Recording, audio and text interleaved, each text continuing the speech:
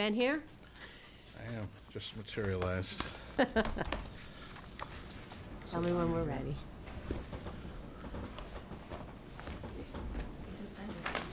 This I'm in there, yeah. state ethics called me like 4 times today, and I missed them every time. I called them. And Oh, I keep that's right. Yeah, and I yeah. keep Yeah. missing them, and so now I feel like an idiot. What's that? I am, yeah, thank you. How about you? You need a pen, too? No, it's a block pen. Okay, I saw you doing this. Oh, it's either you or Joe. Okay. I can just host then. Okay. I'm gonna share your screen. Jeff, you gonna take notes? Yes. We could just hire Jeff. We don't need the minute man, Presentation. the minute. Yeah, it's this. Not comprehensive. Not, just general. General's good. Just do it. And I were hanging out at Ira Toyota. Yeah, we gotta. Oh, you had an Ira Toyota Our day? switch back because they gotta. We are on Not an TV? official endorsement, but Right. It was amazing how much they tried to get me to do. said you were gonna Instead of spending We're on TV. like $1,500, I spent like $170. Are we live? Yes, we are.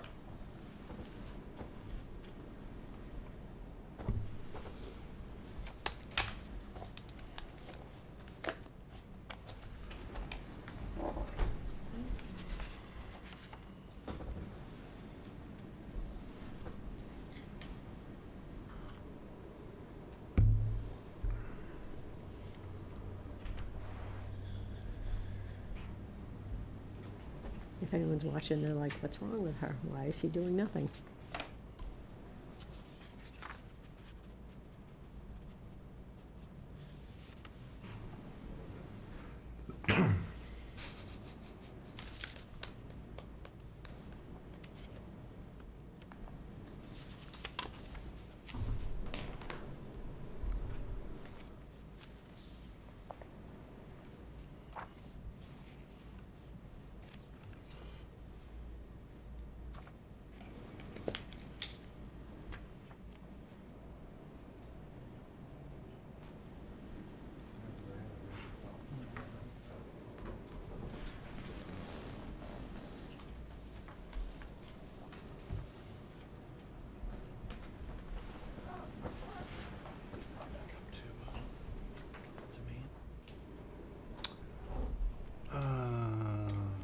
My wife is going Thursday, coming back like Tuesday, I think.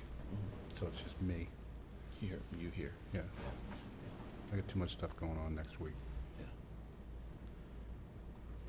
Do you tend to get up there at all in the fall, or is it mostly? Yeah, we will definitely go up around Columbus Day.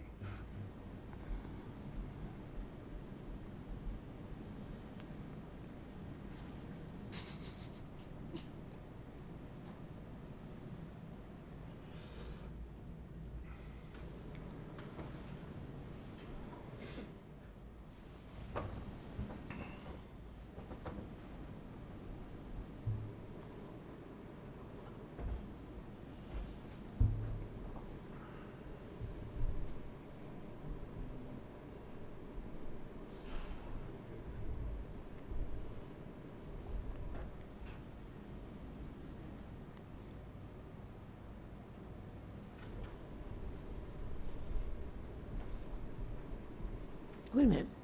If we're on TV, we can start. Yeah, yeah. I'm just joining the Zoom, so. Yep, sorry, right? We can start with on TV, that's what it says right here. So it's 6:36 on September 19th, 2023, and I call to order the meeting of the Select Board of the Town of Wenham. I am Diane Bucco, the chair, and I'm here. I'm Peter Clay, and I'm here. Ben Timon, good evening. Deirdre Peretti? Gary Cheeseman? Marvelous, thank you. We'll start the meeting with public input. 10 minutes is reserved for public input. Any participants wishing to address the Select Board during public comments may do so in person or via Zoom. I don't know if it's working. Speakers must identify themselves by name and street address. The Select Board may or may not deliberate or vote on matters discussed during public comment that are not on the agenda. Anyone here have any public comment? No? Oh. Must call What? them. Must call them. unless called on. I might be calling on you, so Uh-oh. you're number one on my update. All right. Interesting. Well, then let's move right to that update. No, basically, my update was just that the FinCom met last week and re-implementing the liaison structure. So they've finalized their designations on, what individuals will liaise with what departments. So, I mean, I think that's a great thing because it really gives the members of the FinCom, really an in-depth look into the departments and their successes and trials and difficulties and things like that. As going into the budget process, you learn a lot more than you can capture in, a series of 1-hour budget meetings. So I think that's great. I don't know, Jeff, if you want to add anything to that. Only that members have You- started. Thank you.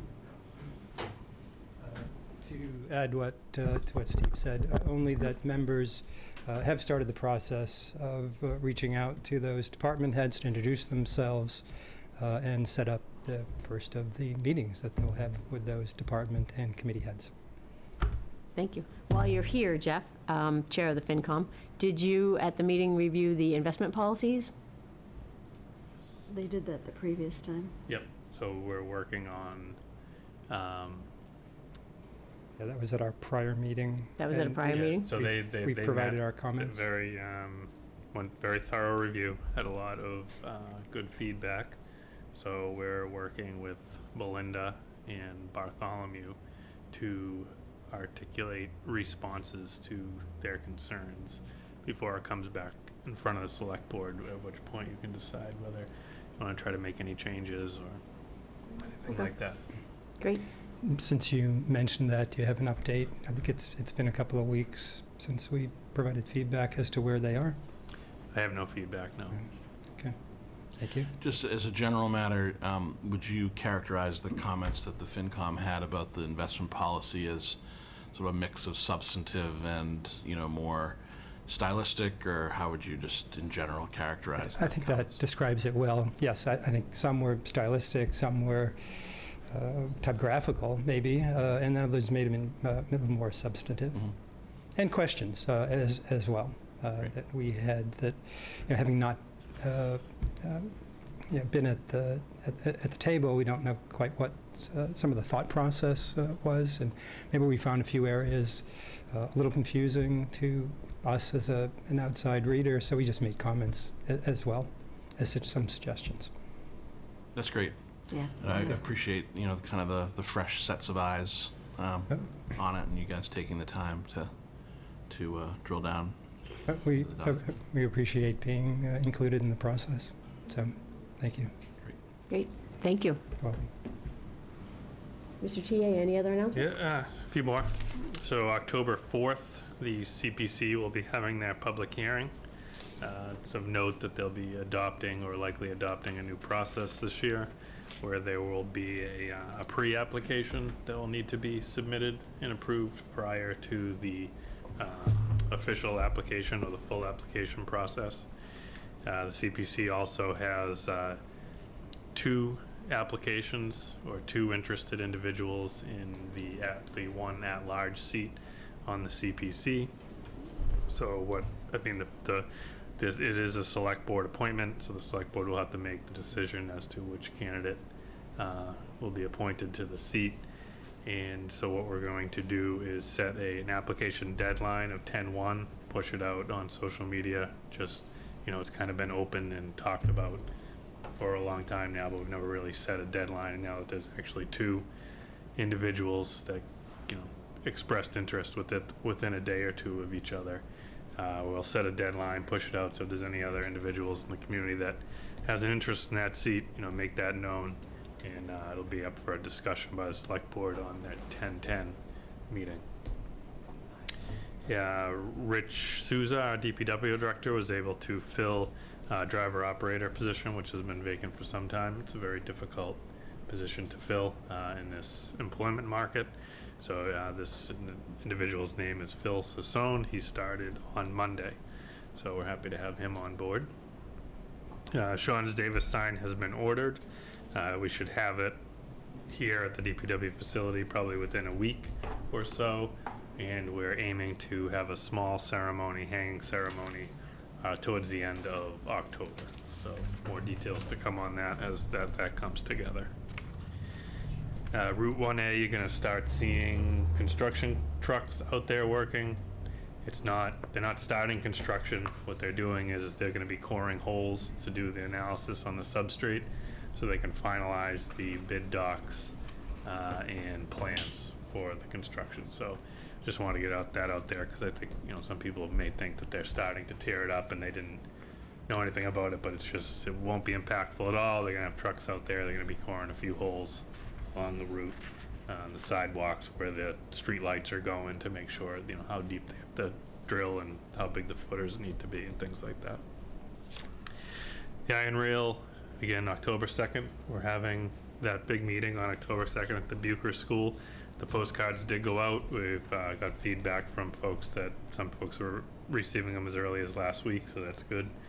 Yeah, so we're looking forward to it. Oh, and the Children's Business Fair this weekend, 11 a.m. to 3, right out in front here, the museum lawn and the town of Wenham lawn. That's all I have. So just a couple questions. The 1A, are we going to put that information on the website? Because people will see that and immediately jump to the conclusion you said, so can. we'll put that out. And just curious on the CPC, the pre-application, when will the due date be on then? Has that been set, Jody? Has not been set. The CPC, they will be going over the actual copy on Thursday. They want to finalize the draft, but they have not discussed a deadline as far as I'm aware. And that's the meeting on October 4th, or? No, sorry. So previous to the public? they actually have a meeting, a regular scheduled meeting this Thursday, the 21st. Just to talk about general issues, that's one of them. The actual hearing that is required by statute is on October 4th, on Wednesday. That's going to be a hybrid meeting right in this very room. So HWCAM will also be broadcasting that night as well. So the CPC was 9/21? Is that the date? Yes, this week, the regular scheduled meeting. Okay. Yep, this Thursday. Correct. Great. I don't have anything else to announce. Do you? Steve stole my thunder on Ah, October sorry. 2nd. Maybe I should go last next. And I'll just pick up whatever. Ben? Yes, we had a productive kickoff meeting this afternoon here with a group of our colleagues relating to the website upgrade project. So Steve, Michelle, Joe, Town Clerk Kirsten Alexander, and Conservation Agent Kate Mallory and myself met upstairs, and we sort of brainstormed some themes, some ideas for the website upgrade project, and came up with some action items for our next meeting, which would involve talking to at least one other vendor who isn't the incumbent vendor for the website, and maybe a third vendor as well, just in terms of what they have to offer. Other websites that they've done. We looked today at a half dozen or so other municipal websites, and sort of talked about things that we liked, and from those we talked about things we like, and about our website and other things that we think could be improved. And then we discussed a potential future meeting where we sort of break down the whole architecture of our site and identify what's a lot of duplication and a lot of antiquated information in it, and probably too many categories and buckets of information, to sort of break that down and then potentially kind of reorganize things into more useful subjects. And I'm drawing a blank on the website word for, I kept calling it buttons, but Widget. widgets. Yeah, I picked that one up too. Yes, thank you. Kate knows a lot of that. Yeah, corrected lingo us. well. So it was a good first meeting, and thank you to everybody that participated in it, and we'll keep that driving forward. That's great. Thank you. It's a lot of work. Deirdre? Well, Steve stole my thunder also, but I'm still going to mention again the Children's Business Fair. This Saturday, September 23rd, the kids will be out there from 11 to 3, so I just want to encourage everyone to come down and support these creative kids. It's a fun time. There's a DJ, can dance a little. It's good times. Also, next week on Wednesday and Thursday evening, we'll be having the master plan technical sessions, and there's more information about those as on the website, as well as the draft vision, goals, and strategies, which are still all open for comment and will remain so for a while. Good here.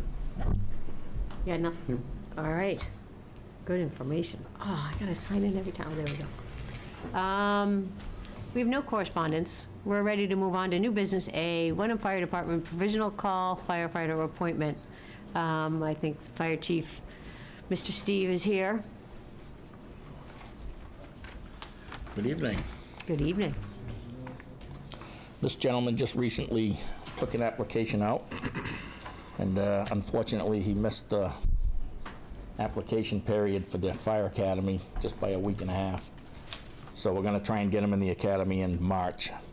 But that said, I'd like to request the Select Board appoint Sean Bresnahan to provisional call firefighter status for the Wenham Fire Department pending successful completion of the firefighter physical and Corey check. Sean recently became a Massachusetts certified emergency medical technician, and he'll end up being a great addition to the Wenham BLS ambulance. Great. We're going to start getting him to ride third and learn everything he can quickly. Great. Anyone have any questions? Motion? I move to appoint Sean Bresnahan to provisional call firefighter for a term beginning September 19th, 2023, and ending June 30th, 2024. Second? Any comments?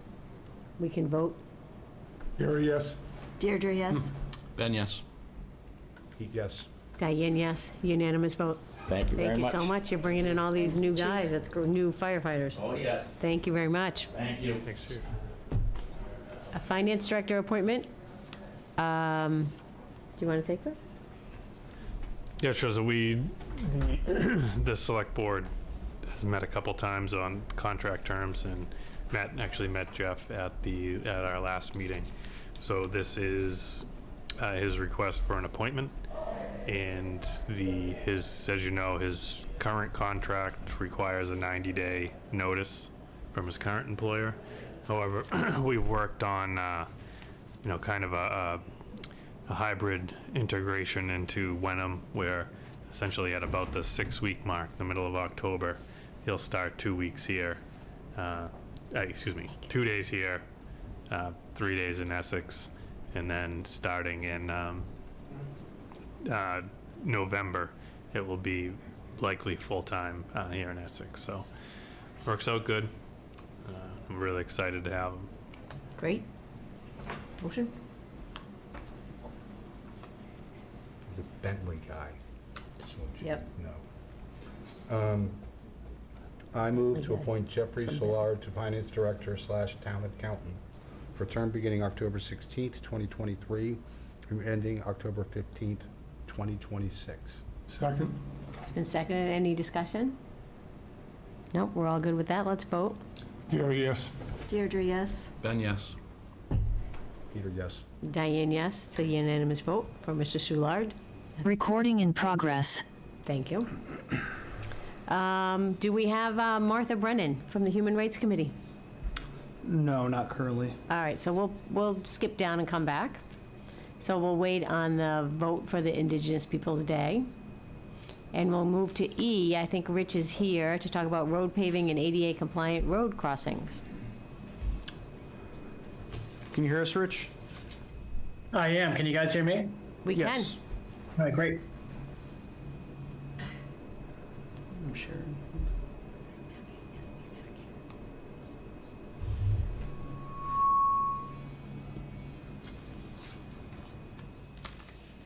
Oh,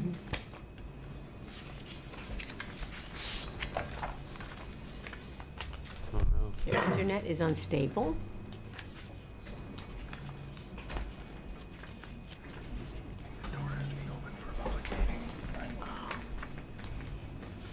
We just closed it, I think, because there was a lot of noise out there.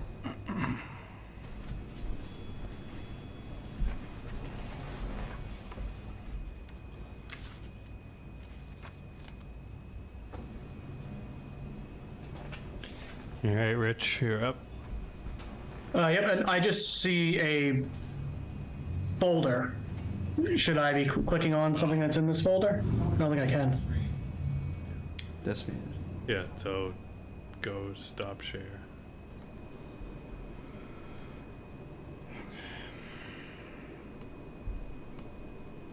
Now go to share again.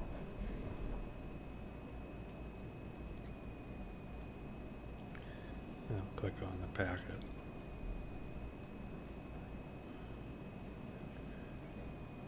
Yep, that's mine.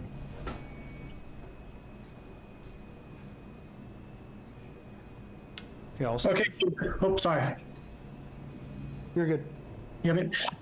So this is an update on what we have completed in FY '24 as far as road paving activities and the additional ADA ramp work we've done. I'll get into a little bit about future road paving activities, and then also future ramp and sidewalk type work that I'm looking at, certain areas in town that I think would be the next phase, I guess, to work on. So this slide you see here is the roads that we've completed already in FY '24. These were the same roads that were presented, I think, back in March. So we were able to complete all of those roads that were presented, and also, as everybody knows, Route 97 was resurfaced with additional drainage work, and where crosswalks were, ramps were installed at those locations as well. So that's just a brief, I guess, overview of the work as far as road paving for FY '24. I'll have to see come spring what we have left for budgets to see if there's any other opportunities. But right now, I'm gearing up for what would be FY '25 when new funds are available. Which I think in the next slide, you could go to that. That's sort of the proposed work that I'm considering at this point. So those roads would be Mayflower Drive and Puritan Road. Now that would be, at this point, most likely done with Chapter 90 funds. And additionally, Walnut Road, which has recently had the National Grid gas main replacement work done. That project is still ongoing. They should be done, I would say, later this fall. That being said, when that project first came to be and came across my desk, I met with Nat Grid very early on and had discussions with them regarding road resurfacing after, once the project was complete.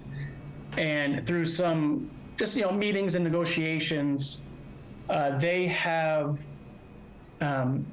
agreed to help with funding to resurface that roadway. And their formula and the calculations that they came up with came to be about $90,000 that they're going to give the town to help resurface Walnut Road. That being said, that is, I would say, about 85% of the road. So the plan there is to either use Chapter 90 or operational funds to finish the entire roadway. So that road most likely will be resurfaced come after July 1st. We just submitted an invoice to them today. So, good news in that sense, where there's a very long trench from that work that they've done. There's a few service lines, laterals.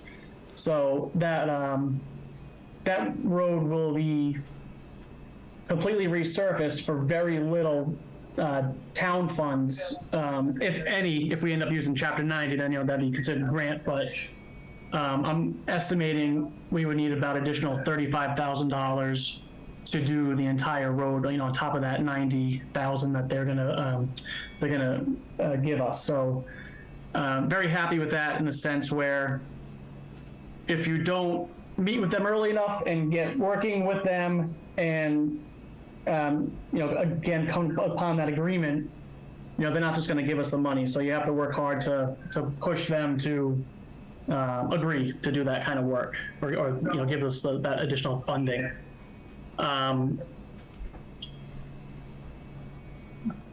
Basically, the FY25 ramp and sidewalk locations that are currently being evaluated, I do have a couple examples in future slides in this presentation that, again, the types of locations I'm looking at that I think would be well suited for next year. Currently, we're doing a little bit of work in Lord's Hill area. We're going to do a crack sealing and some replacement of some very crumbled areas, but I know in the next 2 to 3 years, I'm looking to do majority of the streets up in the Lord's Hill area. We can go to the next slide.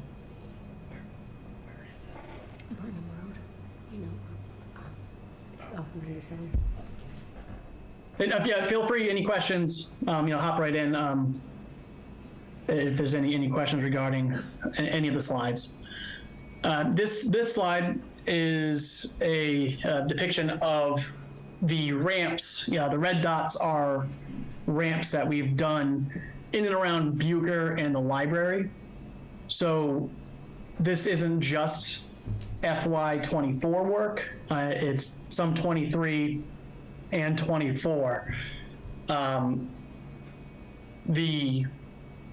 I guess the note that I want to make here is that the lion's share of this funding was either through a RAP, a Winter Recovery Assistance Program, RAP funding that was given by the state in FY23, and then also our ARPA funding. So again, this is another very large project we were able to complete without using operation funding. So I'm very happy in the sense that we're able to get this much done in a short amount of time with non-operational funding.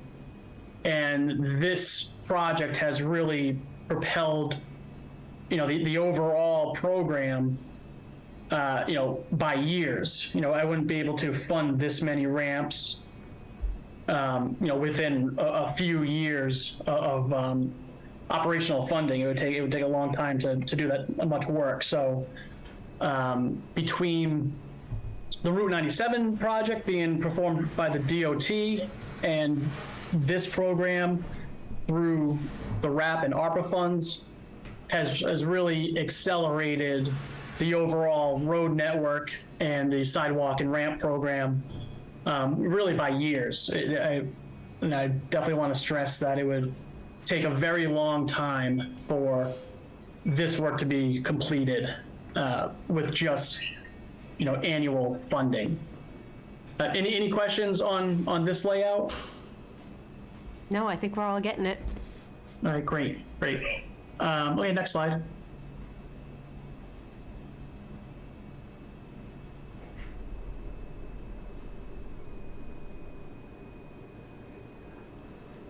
So this was a location, so this is Cherry and Cedar Street. This is a before and after picture. The before is on the left, after is on the right.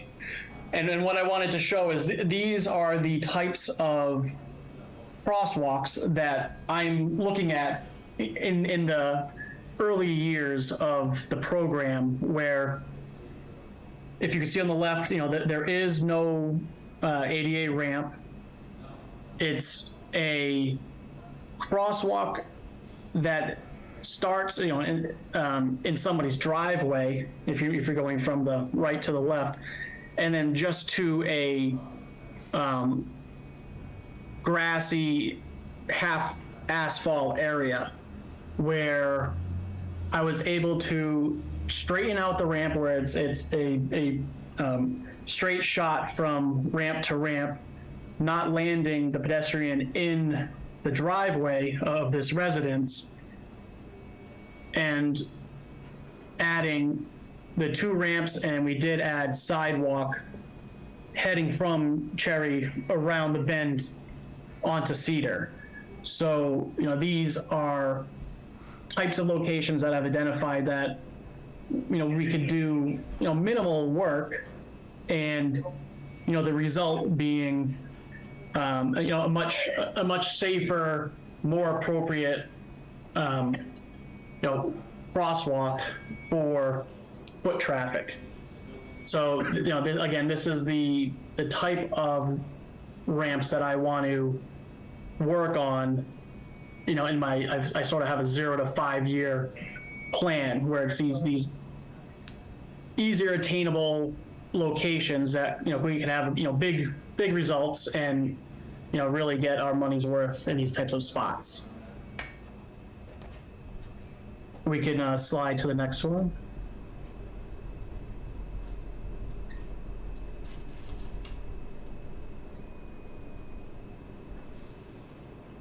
Okay, so this actually, we're still on Cherry Street here. Again, it's a before and after. The before is on the left, after on the right. This is actually at the Audubon, the trails that they have in the parking lot that they've just done. I'm not sure if anybody has really had an opportunity to go over there and take a look, but they put quite a bit of effort and funds into that piece of property. And what the town did was we piggybacked with the Audubon group and their contractor, and we added on the parking lot side a sidewalk that came off of the driveway entrance. That's where you see the crosswalk indicator sign.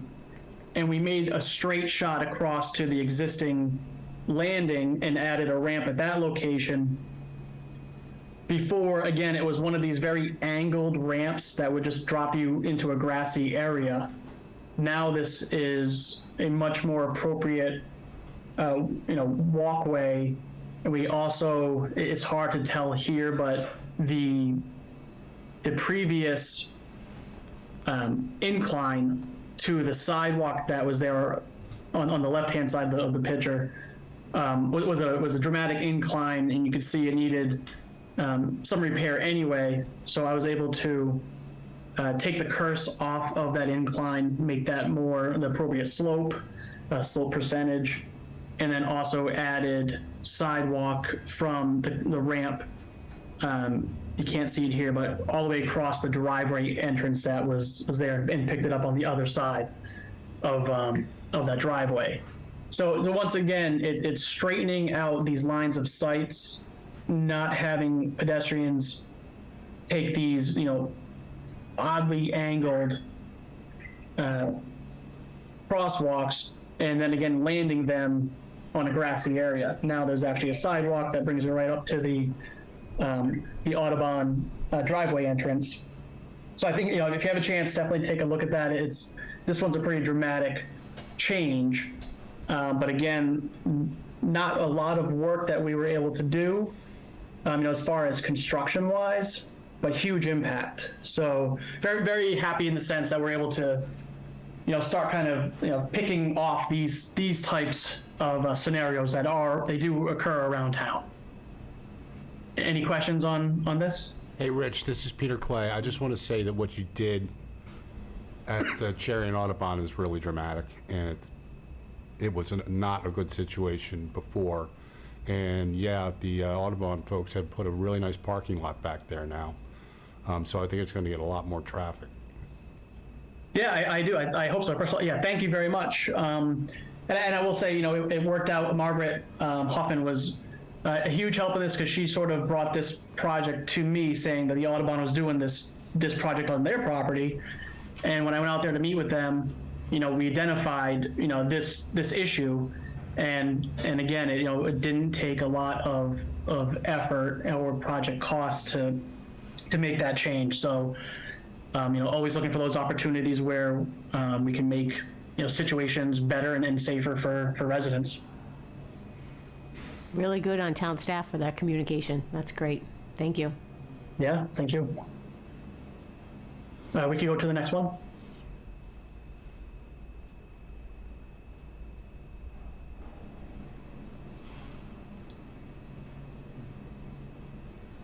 So these two, they're two different ones. This isn't a before and after. These are two different locations. The one on the left is Redgeville, which is, again, that's still kind of making your way down to Topsfield Road on Cherry. But again, it's a crosswalk that I am 99% sure that this is actually a bus stop for kids, where it's a crosswalk that just cuts across the street, but it drops you into this grassy area, more or less onto Redgeville, and on the other side, it drops you to a grassy area, but there is a sidewalk on that side. So these are the ones that I want to hit in the future. Being most likely FY25, but there are more locations like this than just these next couple slides. Redgeville on the left, to continue towards Topsfield Road, Eaton Road, that has the same situation where there's just a crosswalk that dumps you onto the street. So plenty of opportunity here to make upgrades, and these ones are going to take some thought as far as where do I land pedestrians, and again, I'm pretty sure they're bus stops. So, there's no sidewalks on those two streets, so I have to design something where it's at least an appropriate landing area and hopefully off the roadway. So that's the thought for Redgeville and Eaton. The picture on the right, that is Arbor Street at Juniper. And same situation where it's a crosswalk, not connected to really any sidewalk, or again, dropping you on grassy areas. Same situation if you continue down Arbor at Settlers Lane, it's the same idea. So again, these are spots that I've identified that I think we can take care of sooner than later. But there are still a handful more of these types of situations. So, I can't do it all in 1 year, but if I start picking away and, if it's 2, 3 a year, then at least, we're making progress, and, hopefully, in the future, we won't add any crosswalks that put you in a precarious situation. So, if I sort of pick off these ones as we go, hopefully, overall the entire roadway network will keep, benefiting and, becoming more appropriate. Any questions on those? Because I'm open to if anybody knows of any more that I didn't mention. I do have a list of them, but these are the types of areas I'm looking at where it's minor construction, and we can actually accomplish with the funds that we have. So you don't have to answer that question now, but if there's anything that you see in the future, feel free to email me or call me, and I'll get them on the list to improve in the future. Great. Great. Okay, so there's definitely one more slide in this one.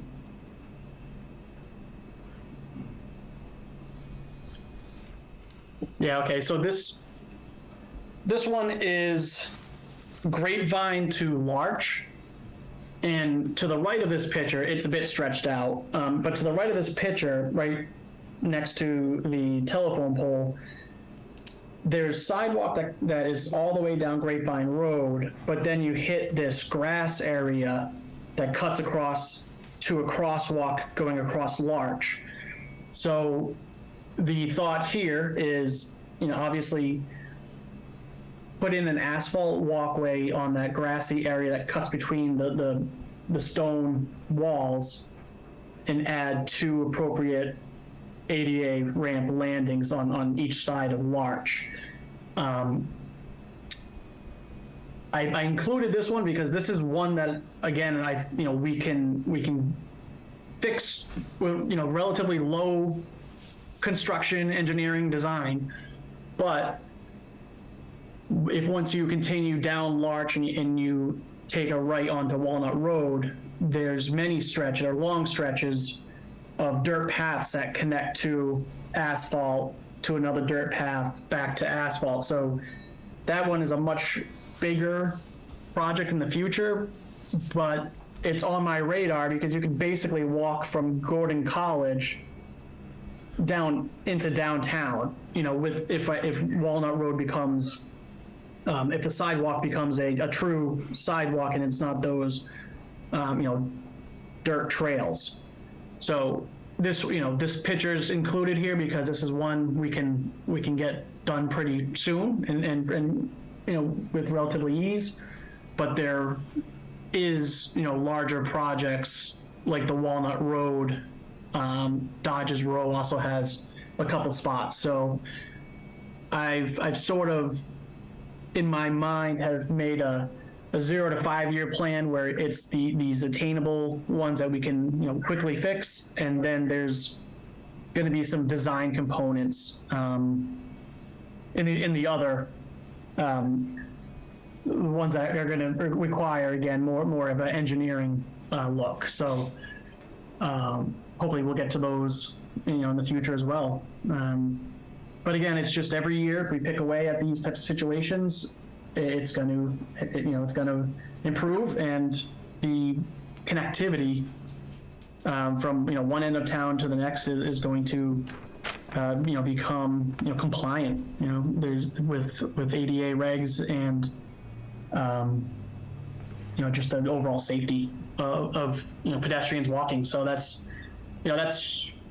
where I'm thinking, and what I'm working on, as we continue year to year.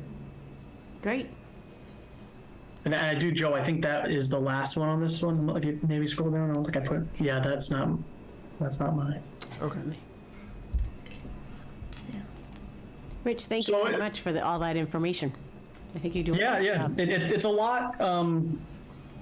Again, I if any questions right now, feel free to ask. If you have any thoughts on future ones, or if you have any questions about sort of what I've presented on these slides. But it just letting you all know that the DPW is working hard to improve these areas that need this type of attention.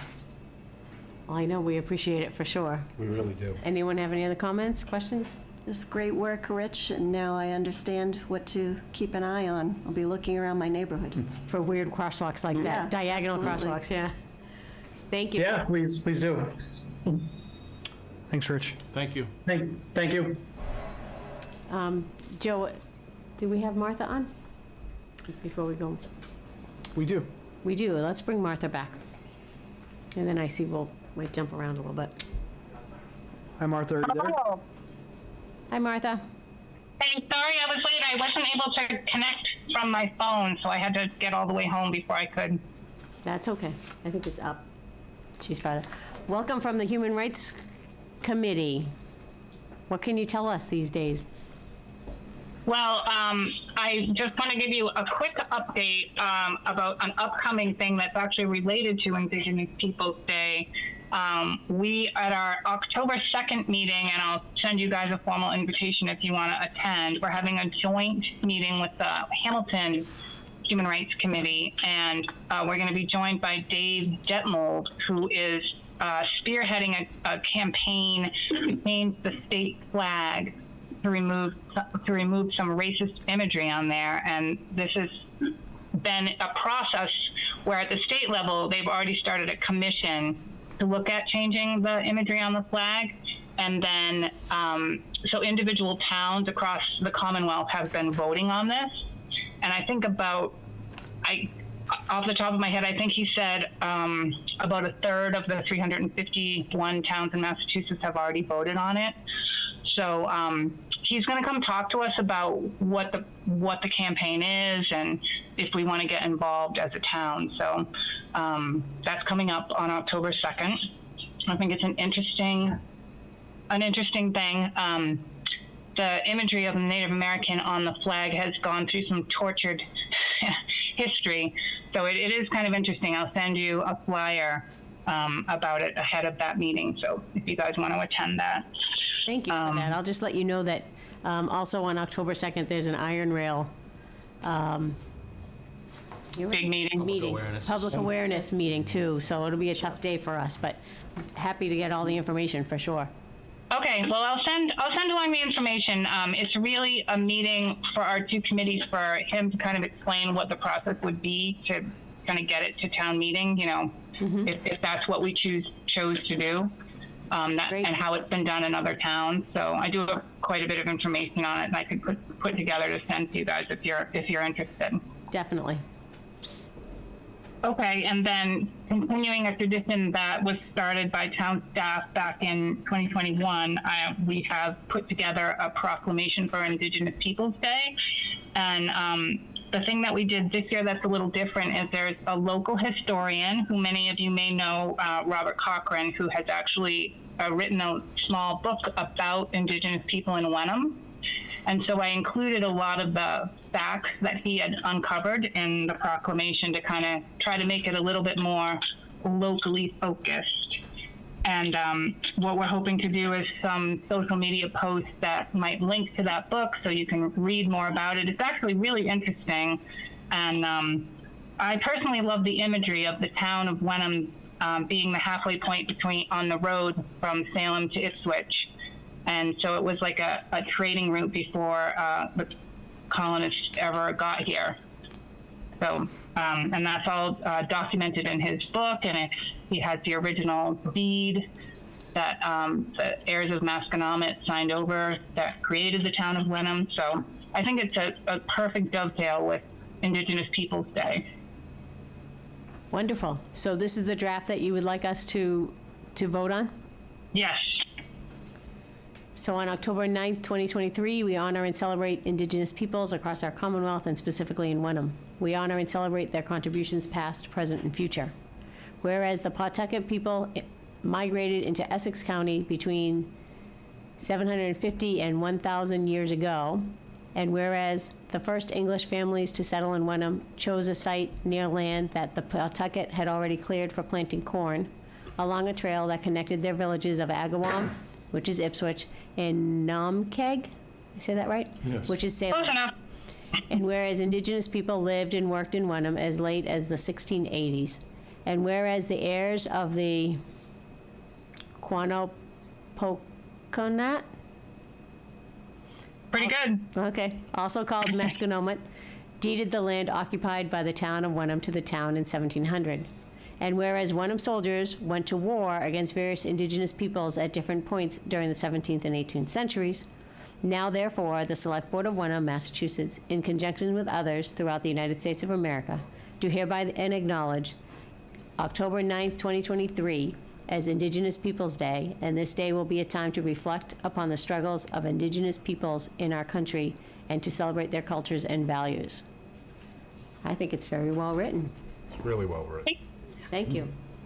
Well, that was thanks to Robert Cochran as well, not just me, but we kind of put that together to make it more locally, like I said, locally focused with actual things that happened in our town. I think it's wonderful. Do we want to vote? Sure. Or motion, I'm sorry. I move to approve the Indigenous. Indigenous.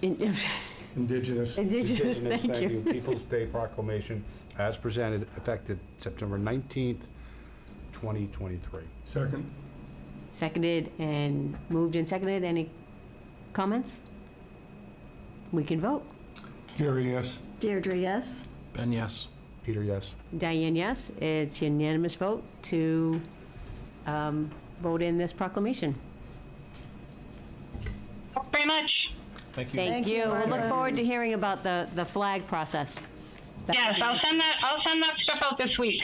Okay, thank you. Thanks for coming You're by. welcome. Also, if it's all right with the board, I see that, Mark, can we go down to old business? Sure. We can, right? Yeah, it's up. Yeah, so Mark and Maria, I think, are on. Let's see here. Hi, Mark, are you there?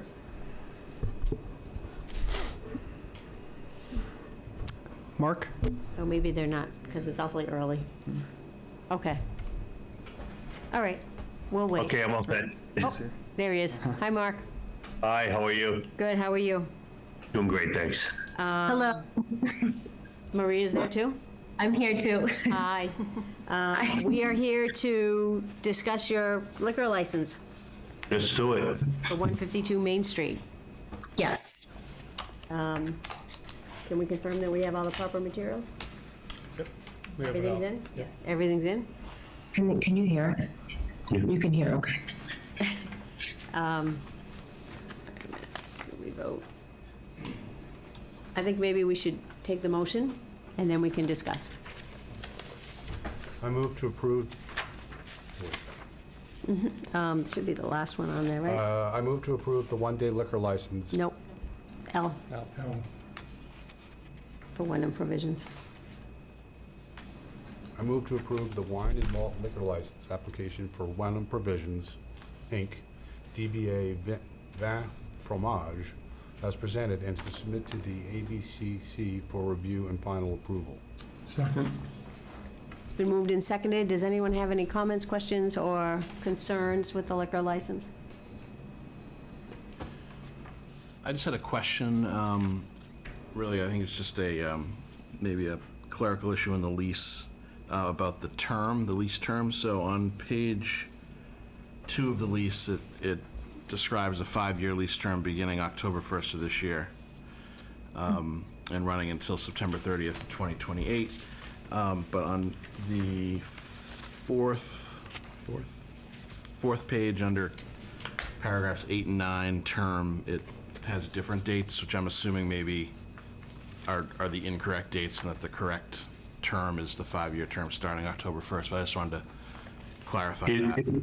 It is the correct term. We are also the landlord of the building, so we own the property and we're leasing it to this corporation that we formed as well. Okay, so it's a 5-year term beginning October 1st of this year. That is correct. Great. Yeah, that was the only thing that I had a question on myself. Thank you. Is that okay with the lease to have little errors like that in it? I think it's a matter between the parties. To Okay. me, it's not anything Between that themselves? Yeah, I wouldn't see it as an obstacle to anything we're doing, but. Good to know. Good to know. Thank you. Any other questions, comments, concerns? Nope. Shall we vote? Gary, yes. Deirdre, yes? Ben, yes. Peter, yes. Diane, yes. It's a unanimous vote to approve the liquor license for Vin Fromage. Great, thank you guys, really appreciate it. No problem. Thank you. Thanks for coming. All right, Thank thanks you. for your support, thank you. Okay. A, B, C, D, E, F. Our discussion and potential vote to grant the planning board's request for additional staff support. I believe there's a letter in the packet from Ann Weeks of the planning board explaining the need for more help with the multitude of committee commitments and actions that are going on there. So do you want to bring that up? Or we all have it in front of us. I don't know whether we're using that or not. Did anyone have any comments or concerns on the letter? Well, this actually came out of the previous, 2 weeks ago, the joint select board, planning board meeting, that it was quite evident that it's a larger task and administrative support is going to be necessary to make sure that town interests are Oh, I missed that protected. meeting. Yeah, we all agreed to do it. You all agreed to do it, so you're just bringing me in. Yeah. We have doing it officially. But no, it seems like it makes a lot of sense, and it seems if Kate Mallory, she's already familiar with a lot of the stuff. She's interested and available. I think it makes good sense to increase her hours. So you ready for a motion? I think a motion would be good. I move to approve the planning board's request for additional staff support effective September 19th, 2023. Second. Any more comments? Just a technical question. Do we not need a motion to move the question over to FinCom for the release of the funds? It would probably make sense if we have a motion for, in order to fund it, we'll have to have an emergency fund transfer. Should we amend the motion to approve the planning board's request for additional staff support effective September 19th, 2023, pending an FinCom approval. emergency reserve transfer from the FinCom? In the amount No, it's too of wordy. $32,000? Yes. Second. So can it be effective today, pending their decision? Yeah, well, I mean, I guess you can make it effective today, but we won't start the hours until Until we the have the money. FinCom, Yeah. until the FinCom can meet to make that transfer. Okay. So, do you want to just say that motion one more time so the minutes can get it? I move to approve the planning board's request for additional staff support in the means of $33,000 effective September 19th, 2023, pending FinCom approval Of emergency fund transfer. of the emergency fund transfer. Second. All in favor? Discussion? I'll just comment, since Jeff is here tonight from FinCom, but just to attest to the fact that the master plan has been a lot of work. Margaret's done an amazing, tremendous job keeping up with it. But on top of all of her regular duties, I can fully appreciate the need for this. Great. Thank you. Let's vote. Oh, did you have something to say? Well, only to just to express my, support for it as well. I think that it's definitely warranted, and I'd add that with both of these initiatives, there's going to be a lot of implementation work to be done for the next fiscal year and probably beyond that. So I think that, it's something that we should probably keep in mind in terms of, the needs going forward, Budgeting. not just for this, the rest of this fiscal year. So put it on a spending priority as well. Keeping that, yeah. I think so. I agree. Let's vote. Gary, yes. Deirdre, yes? Ben, yes. Peter, yes. Diane, yes. It's a unanimous vote to add additional staff, assuming that the FinCom allows that. Okay. Are we back in order now? We're up to G? So we have Deirdre with a presentation.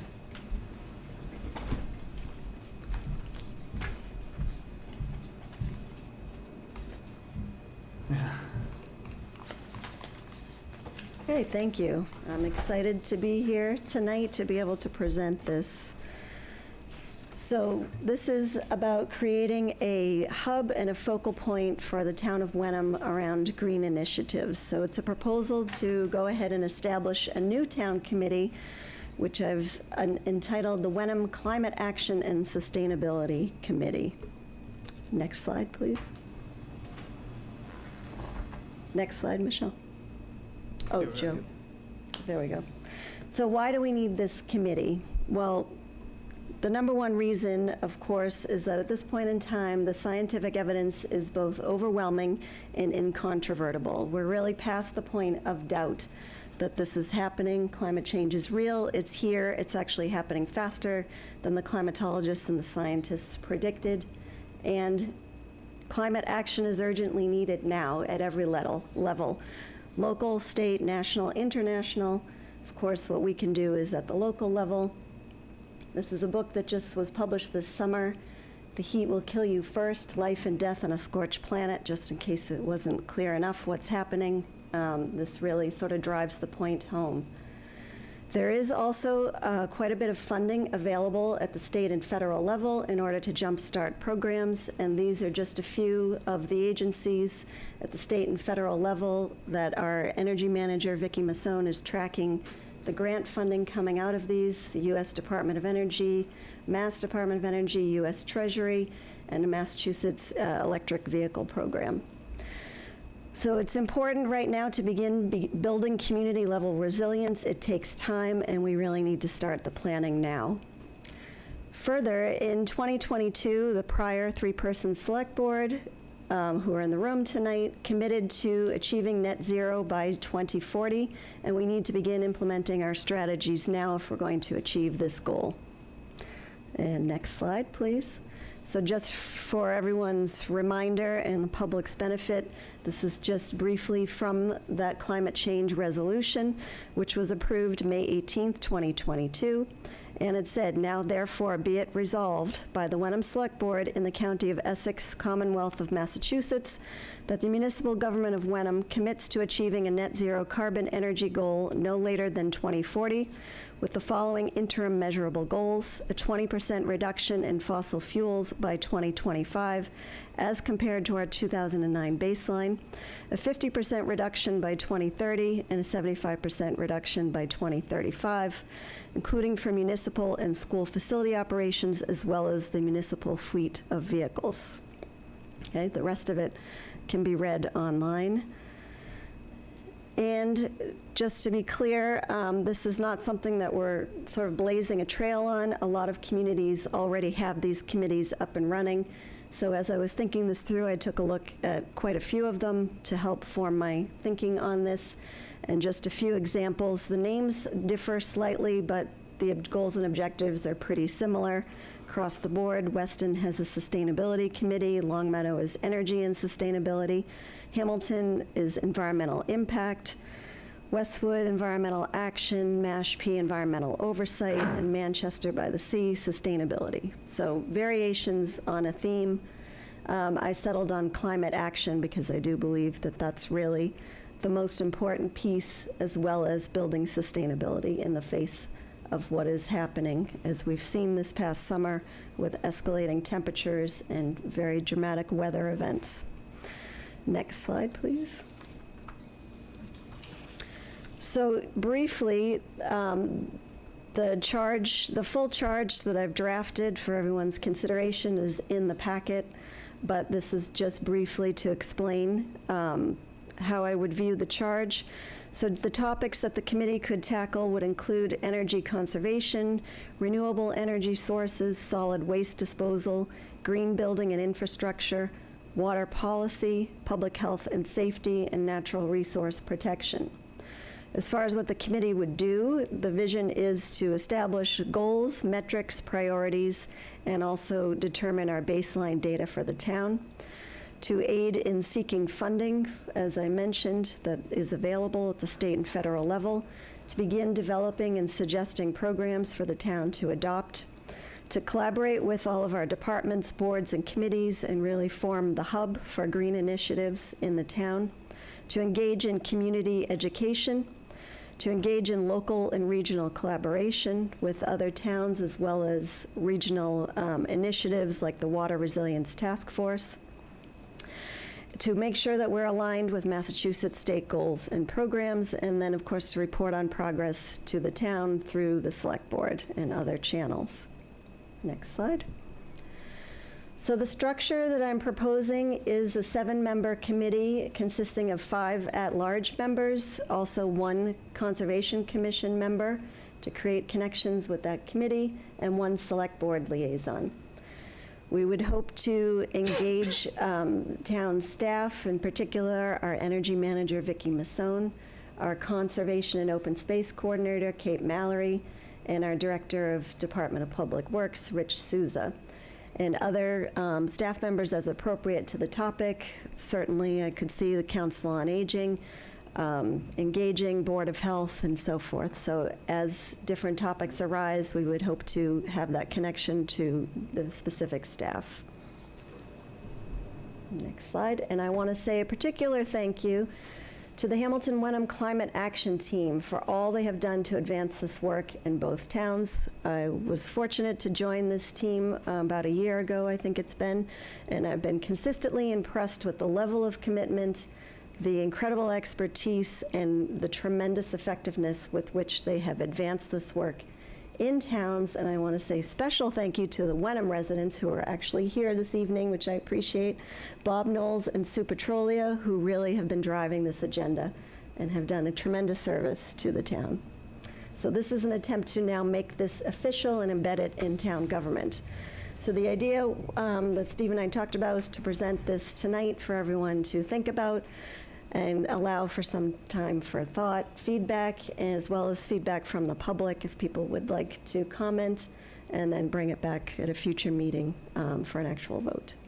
So Deirdre, I think in the version that was actually sent in the deck, I think you skipped a slide or deleted it, which was, so the select board appoints the at-large people?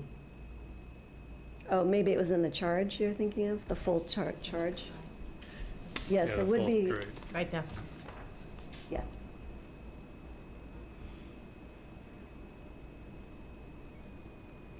Yes, the at-large, I would expect, would be appointed by the select board, similar to other boards and committees. Conservation Commission would elect their own, and we would elect our own liaison. Great. Any other comments, ideas, thoughts? When do we want to get our feedback into what central point? To Steve, or? Well, we could discuss a couple things now, right?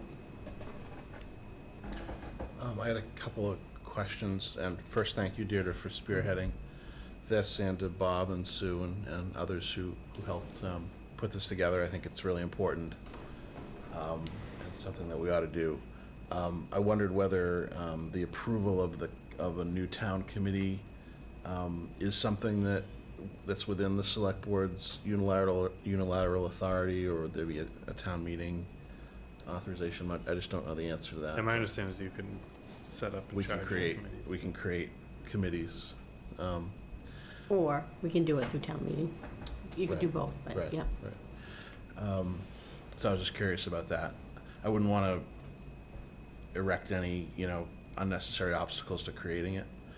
But on the other hand, it may be, in the next session, there may be some benefit to kind of investing the townspeople in its creation in a greater way, and maybe that means a town meeting vote. I don't know, but because I think it would pass probably pretty handily at town meeting with the appropriate recommendations of boards and committees. On the membership of the prospective committee, was there any consideration of having a FinCom member? Because I could envision, recommendations coming out of the committee to spend, transitioning vehicles, what have you, budget items, and I don't know whether it would make sense to have a FinCom member. Just a thought. Gary? Well, I think the committee would be an advisory committee to the select board, and that question, if comes up in the budget cycle, would then go with the FinCom committee that really works for town meeting, whereas this committee would be reporting to the select board.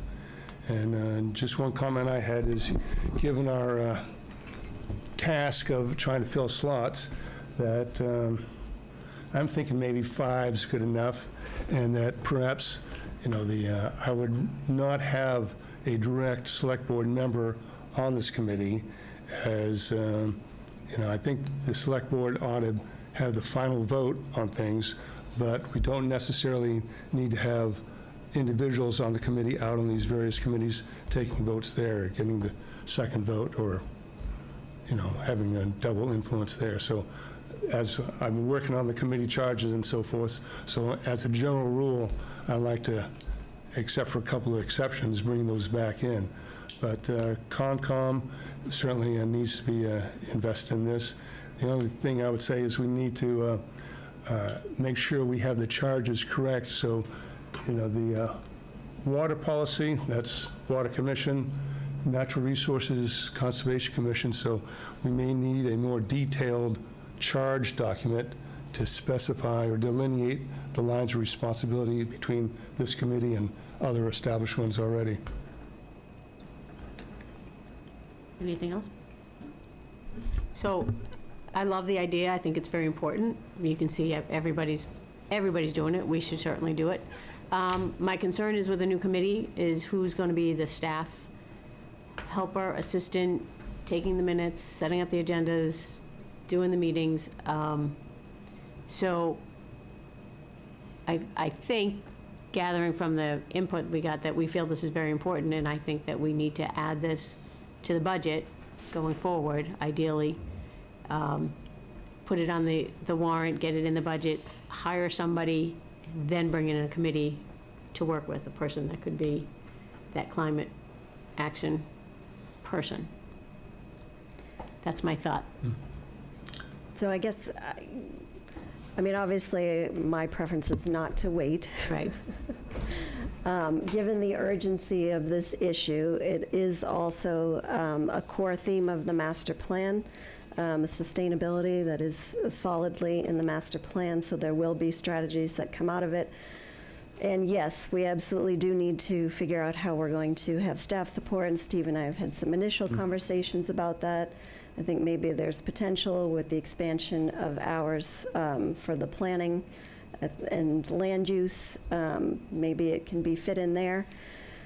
But I think it's important for the committee to start forming and get to work so that it's already starting to find their feet, so to speak, by the time the master plan's finished and town meeting occurs and so forth, so that we're actually prepared to move this forward in some meaningful way.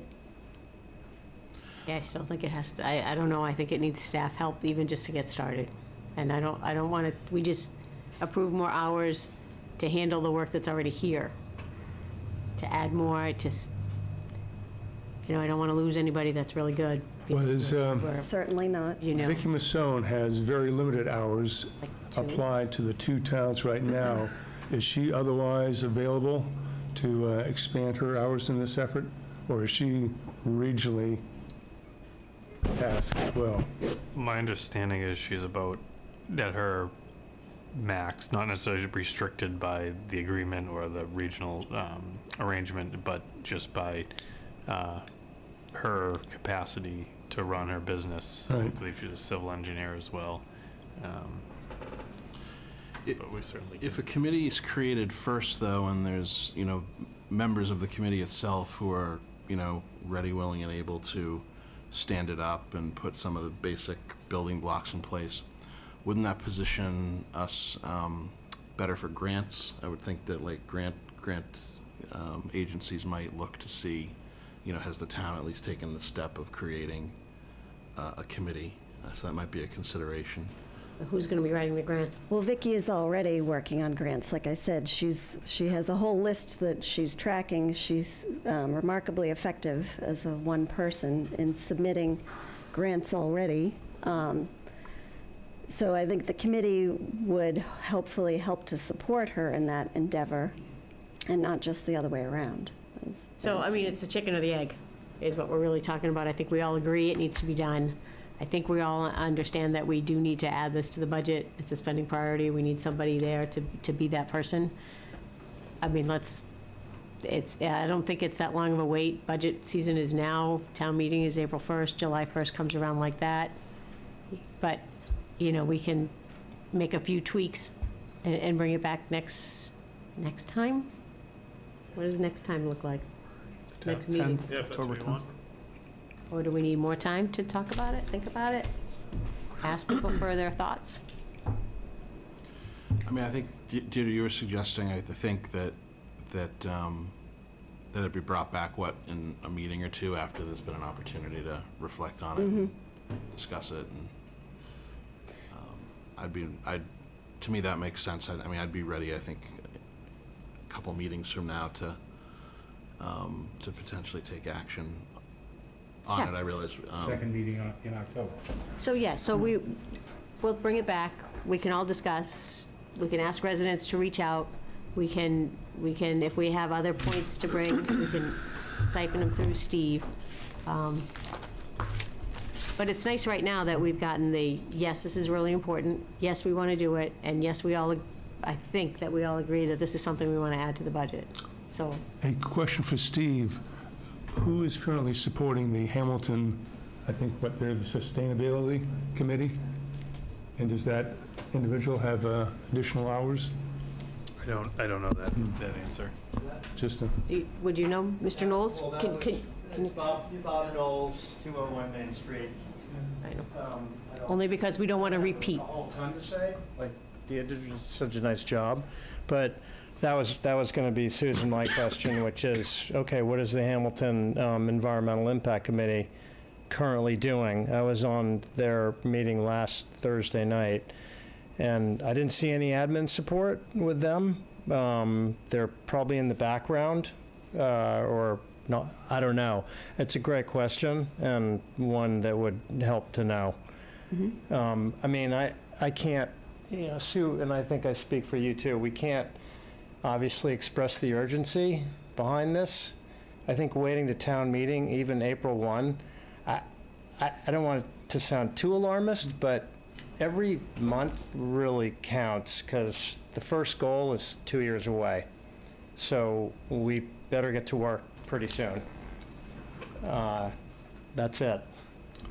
all right, so we'll go for, Second week in October, let's, all right, so that's the Let's- and let's ask- 24th, is that the 24th? 10 and 24, all And we'll right. ask residents for feedback. We can all reach out to people we know, whatever we can do. Yeah, and I would just say, as far as the size and composition of the committee, I mean, I think we're cautiously optimistic that people are going to be prepared to step forward because of how urgent and important this issue is. I did have some emails with Phil Colarusso, chair of the Conservation Commission, and he seemed on board. I guess I'm not totally clear about the select board seats, because I know that like certain select board members attend like Affordable Housing Trust and Veterans Committee, so I don't really understand the distinction of what's like liaison and what's member. a seat. So I guess to be consistent, I'd like to understand. Well, I think in the past, we have just historical one-off decisions that have created different committees in different formats. You know, FinCom's got a unique setup as appointments and so forth, but for whatever historical reason, yeah, there's a select board member on the Veterans Committee, which really may not be necessary. Not a voting member. Yes, Liaison. yeah. No, it's a voting member on the Veterans and Affordable Housing Trust, and I think, I'm just trying to do the research, but I think that's a financial requirement because of the trust documents. But otherwise, you know, I'll bring it forward, but I think select board members on other committees should not be in the position to have voting positions. Right. Yeah, I think that's a good point, and it's, you know, I'd be fine with just a liaison or Yeah, ex so Leah- officio, or maybe we could swap it if we think FinCom is the appropriate committee, to have someone to swap the select board for, well, anyway, that has issues too. But we'll have to think that through. But maybe it's just a liaison, but I think clarifying select board liaison versus seat is important as well for all of the committees. Great. Awesome. All right, we have a plan. So who are we sending the comments to? Who's combining? Steve. Steve? And then he can send them to Joe or Michelle, whoever he'd like. Great. Thank you, Deirdre. Review and discuss and potential vote to adopt the Town of Wenham drug and alcohol policy. Someone's been very busy. Did everybody look through it?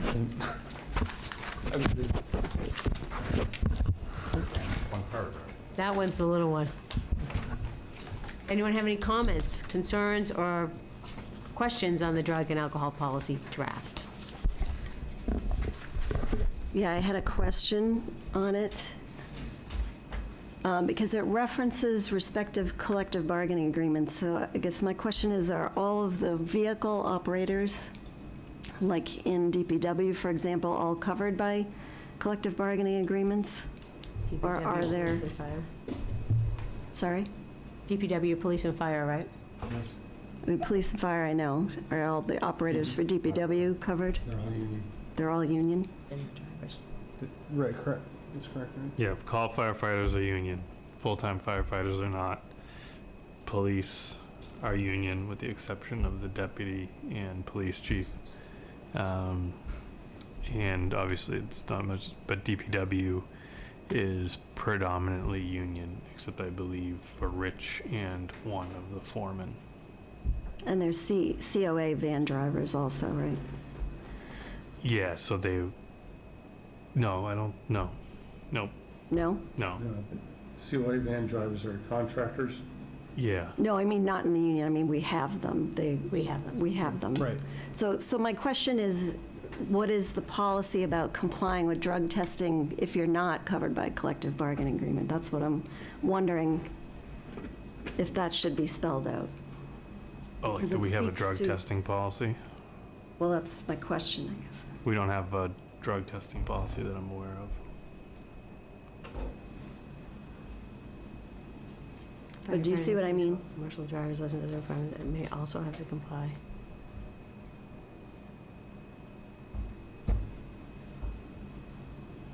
So even, so let's, if we read that police officers, firefighters, and employees, let's say those employees are van drivers. They hold a commercial driver's license as a requirement of the position.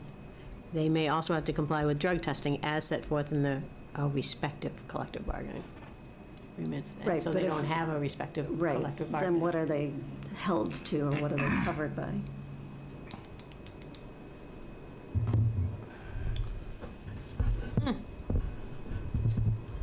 Thoughts? Shall we look into it? Well, We could strike the last line, I suppose, too. I'm not sure that Comply with there drug actually testing. is drug testing spelled out in the, I'd have to check the yeah, I collective mean, I bargaining. think that this is, I guess a policy that is disallowing the use or misuse of alcohol in, on town property during working hours kind of can be seen as separately, and it's not in any way, a policy that's going to override any clauses that are in specific collective bargaining agreements but I guess in my mind it's probably separate from a drug testing policy, if that's something that we want to start, when a new hire comes in, or annual drug testing or whatever. I think we probably can do any of that. But I think you could have both. Unless I'm misunderstanding.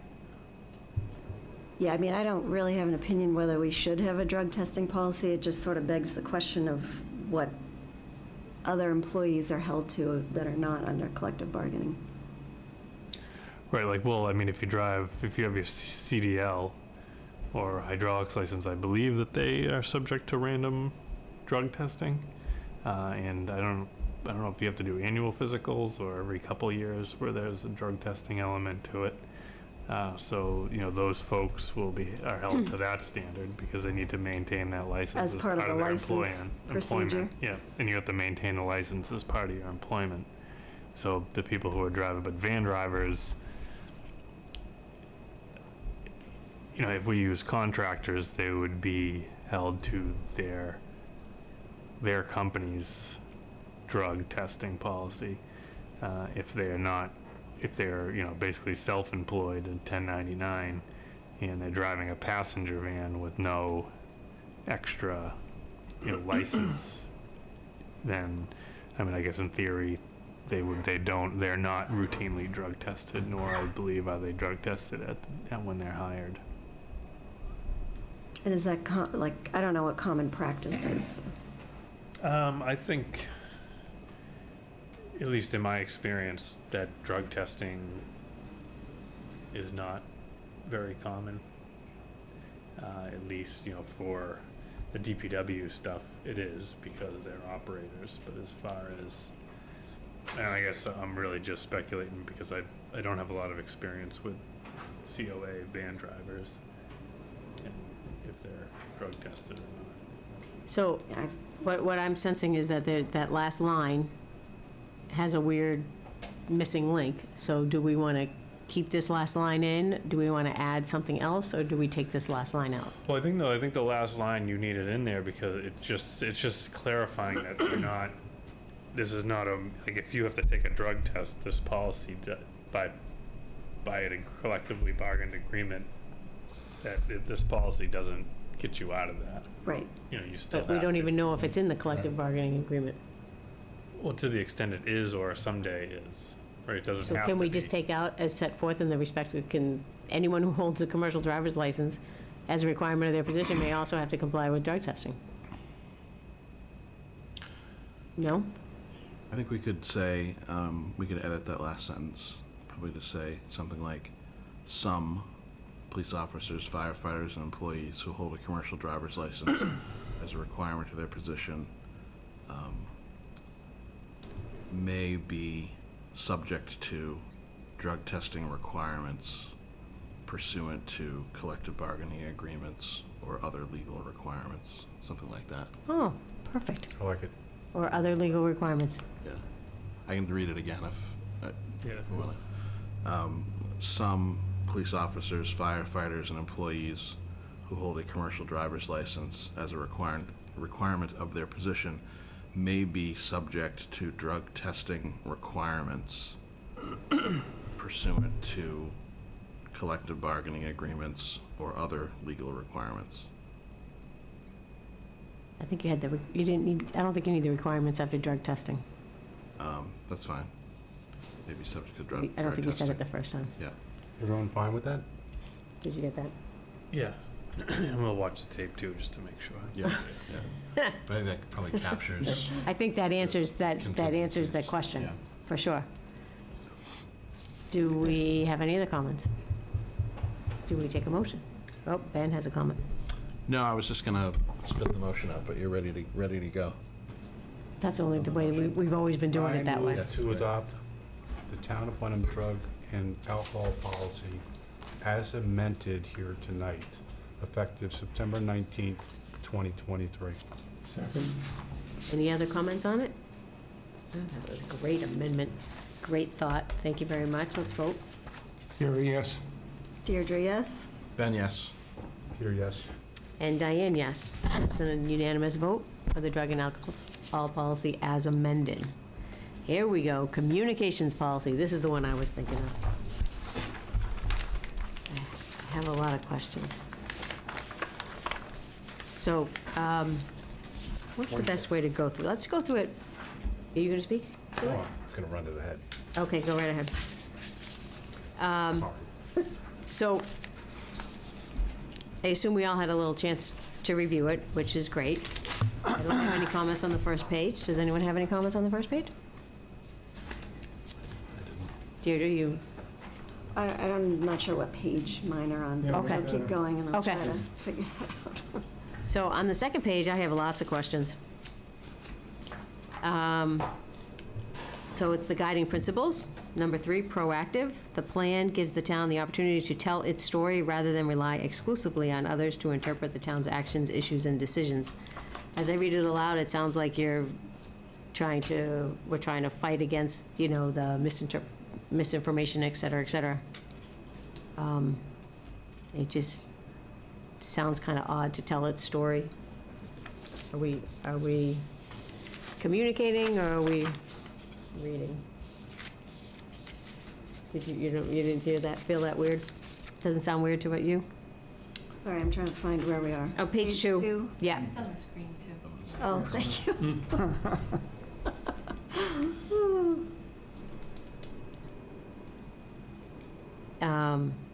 So I thought the guiding principles would be proactive. All right, decentralized. Strengthen direct communication, strengthen direct communication between elected officials, town departments, and the public, rather than trying to funnel all the information through a central point of contact or department. This provides for more knowledgeable discourse, strengthens accountability, and also makes it easier to access or provide information on town activities, also allows for more misinterpretation. So I feel like 1, then 2, I think you need a central point as opposed to a decentralized point. And inclusive, including everyone in the process, builds teamwork and feeling of belonging, I agree. Breaking down feelings of us versus them, which are common in many town governments, I don't think that needs to be mentioned. And just say, include everyone who cares to participate and to motivate those who are not currently engaged. This leads to trust. it's a policy, so feelings of us versus them, I don't think we want to bring that out. We're just trying to avoid that completely. I previously put in some comments too, so going back to the first page too, I'd already, I finished the first page already. yeah, but it's the same us versus them. I'm just, it's in there too. Yeah, so on the fifth dot, under goals of communication, again, the us versus them, maybe just change the word into cooperative communication or something. So encourage cooperative communication, not get rid of something. You want to do it more positively. Okay. And then if it's written there, I think that might be my other thought, then it doesn't need to be written in being inclusive is including everyone in the process. Building teamwork and a feeling of belonging, including everyone who cares to participate and motivate those who are not currently engaged. Period. Period. So I like that. I just don't know. No one else had any comments yet? I didn't on On the legal compliance, just on the one, the town of Wenham complies with legal requirements to publish and provide public records according to the laws and the regulations. Such compliance includes, but is not limited to, posting public meeting agendas. Not all, I mean, you want to make sure we're required just to do our public meeting agendas, not necessarily announcements. 48 business hours. We're also required to do public hearings, but those are not necessarily 48 hours. You see, Ryan? Yeah. I'd also suggest that legal compliance is not under guiding principles, but should be its own setup up front. First, the introduction, the goals of the plan, and then next thing would be, what are the legal requirements first, and then step down, what are the policy or principles next.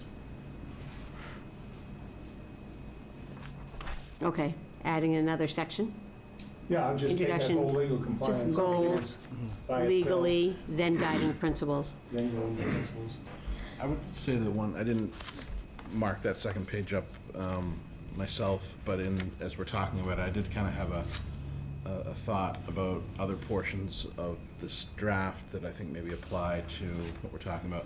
Whereas I think it's like it's good that in this draft that we've cast a wide net and to be able to discuss these things. But I think in general, there's like for policy, there's too much explanation, and there should be more of a focus just on clear, rules and guidelines. Mm-hmm. So I'm sort of thinking of this guiding principles section as a whole, as maybe too much explanation for a policy.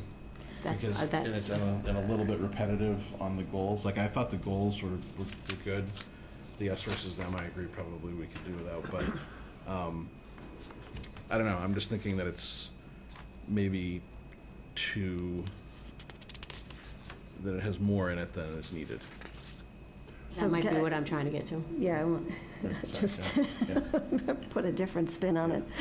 I think that this was intended to be communication plan, not actually communication policy. And just to zoom up for a second, I actually really liked how this is framed and how it's written. I really liked the introduction, the goals, and the guiding principles. I actually think that's important to lay out.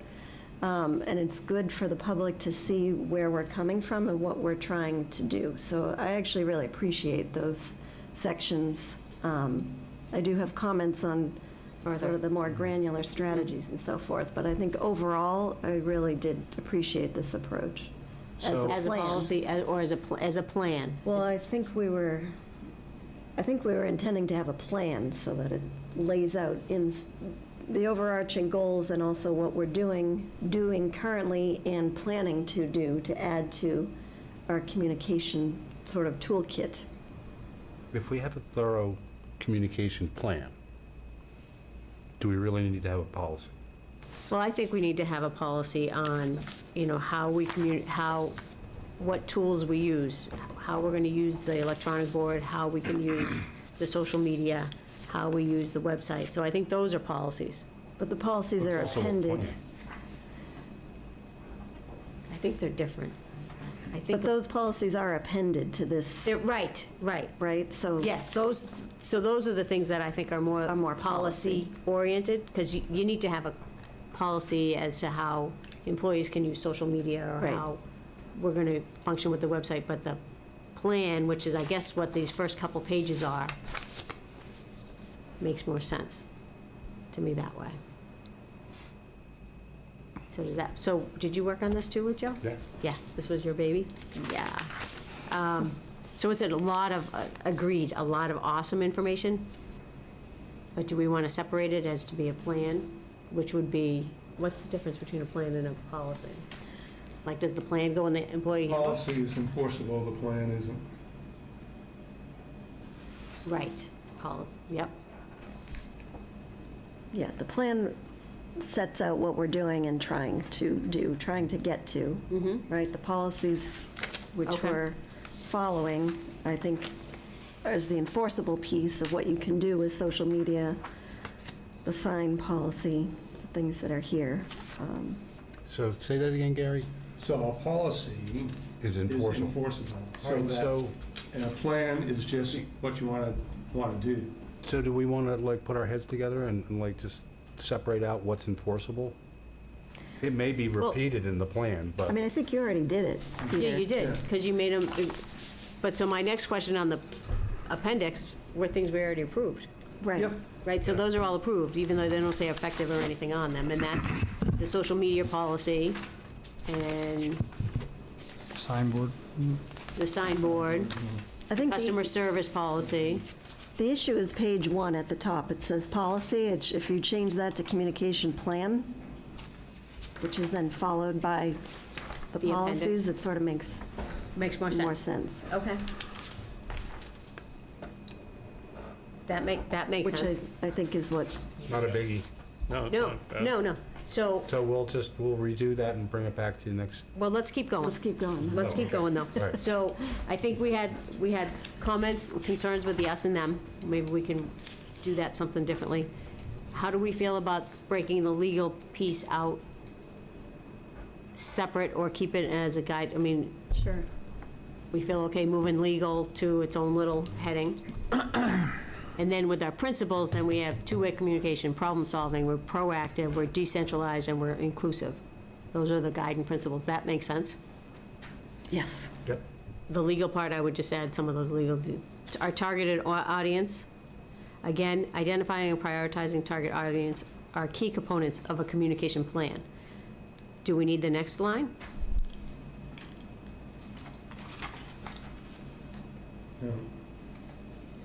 Yeah, we don't need the next line. Okay. Unless anyone feels different. Primary audience, residents, members of town boards, commissions, and committees. So my suggestion on that one here, I would say, although covered under the broad umbrella of the people of Wenham, the work of boards, commissions, and committees do on behalf of the community and government makes them a distinct and specific audience. So not while these people are covered, I would just, although covered by, under the broad umbrella of the people of Wenham, the work committees, boards, and commissions do on behalf of the community and government makes them a distinct audience. That sound all right? Yes. Town employees, instead of using people, I would use those employed by. I think I don't like people, the word people. Okay. That's really telling. You like people. I guess I like, Yeah, you yeah, like people. people, just not the word people. Yeah. So don't put that in the minutes. News media, anyone have us, when we're going through it, just shout out. Secondary audiences, Well, you're going to scratch the second sentence on the town employees as, just commentary? everyone reflects the town in their daily work. Those employed by various departments and agencies are an integral part of the success. I didn't have a problem with that. Did you like that line? I think it's fine. Do you need it?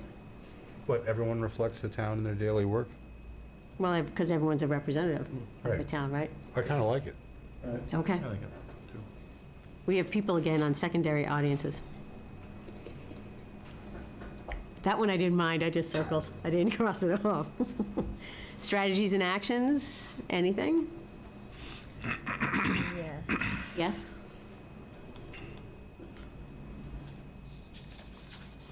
So, sorry, the first one, where it says expand our communication research program using both qualitative and quantitative research methods. I mean, I guess I'm just not sure that we have that yet, so I think that that's more aspirational than, so one of my comments is to try to separate what we have from what we will do, so that it's sort of where the plan reflects where we are, but then aspirational growth, what else we're trying to get to, so that it's just clearer. And I don't think we do this yet. No. And I guess the question is, do we want to? Can we put that in? We have started with surveys, which is, Surveys? we did it for the ARPA, and then we're doing. Iron Rail. True. Okay. So I didn't, I So wasn't I sure think it what is that. expand. So maybe communication outreach? I'm just not sure research program is what it is. Outreach. Sounds like what we've been doing. Outreach program? I think it's more comprehensive. We need to be more comprehensive than just outreach. That's what I would, So could we expand our Can you outreach to elaborate? bring it to a research program? Like outreach? well, we're doing a couple research surveys. So I think, We have always done research. We actually had quite a few surveys. Just in the time since I've been in there, we did some, the COA has done some research, so we have done some collective Okay. data gathering. I don't So- think it's been so- actually so- called such a program, but we have actually how done about some. expand and coordinate our research? So that all the departments that do stuff kind of come together and share that information. So that we all know what the left hand knows what the right hand Yeah, Yeah, that's good. expand and coordinate. Okay. You're so funny, Joe. Communication tools. I cut out people and the second line. The goal of the webpage will be to centralize all information to allow easy access. And then I also wasn't sure about the last line. It should also provide information on all high school and youth sporting events, arts events, and links to homepages of the Wenham Museum, the library, the Hamilton Wenham Community House, the Council on Aging, and the Wenham Tea House. I think we're outreaching, overreaching. On that, I think, given the Supreme Court rules on the flags, I'm always concerned about what's fair for one is fair for all. And I'm not sure we want to call out individual groups here that we're going to participate with, or even allow outside participation without some sort of process for vetting or accepting. So all those things are connected in the Welcome to Wenham packet that the clerk's office is bringing back? But, and that's just a quiet thing, it's not really, Yeah.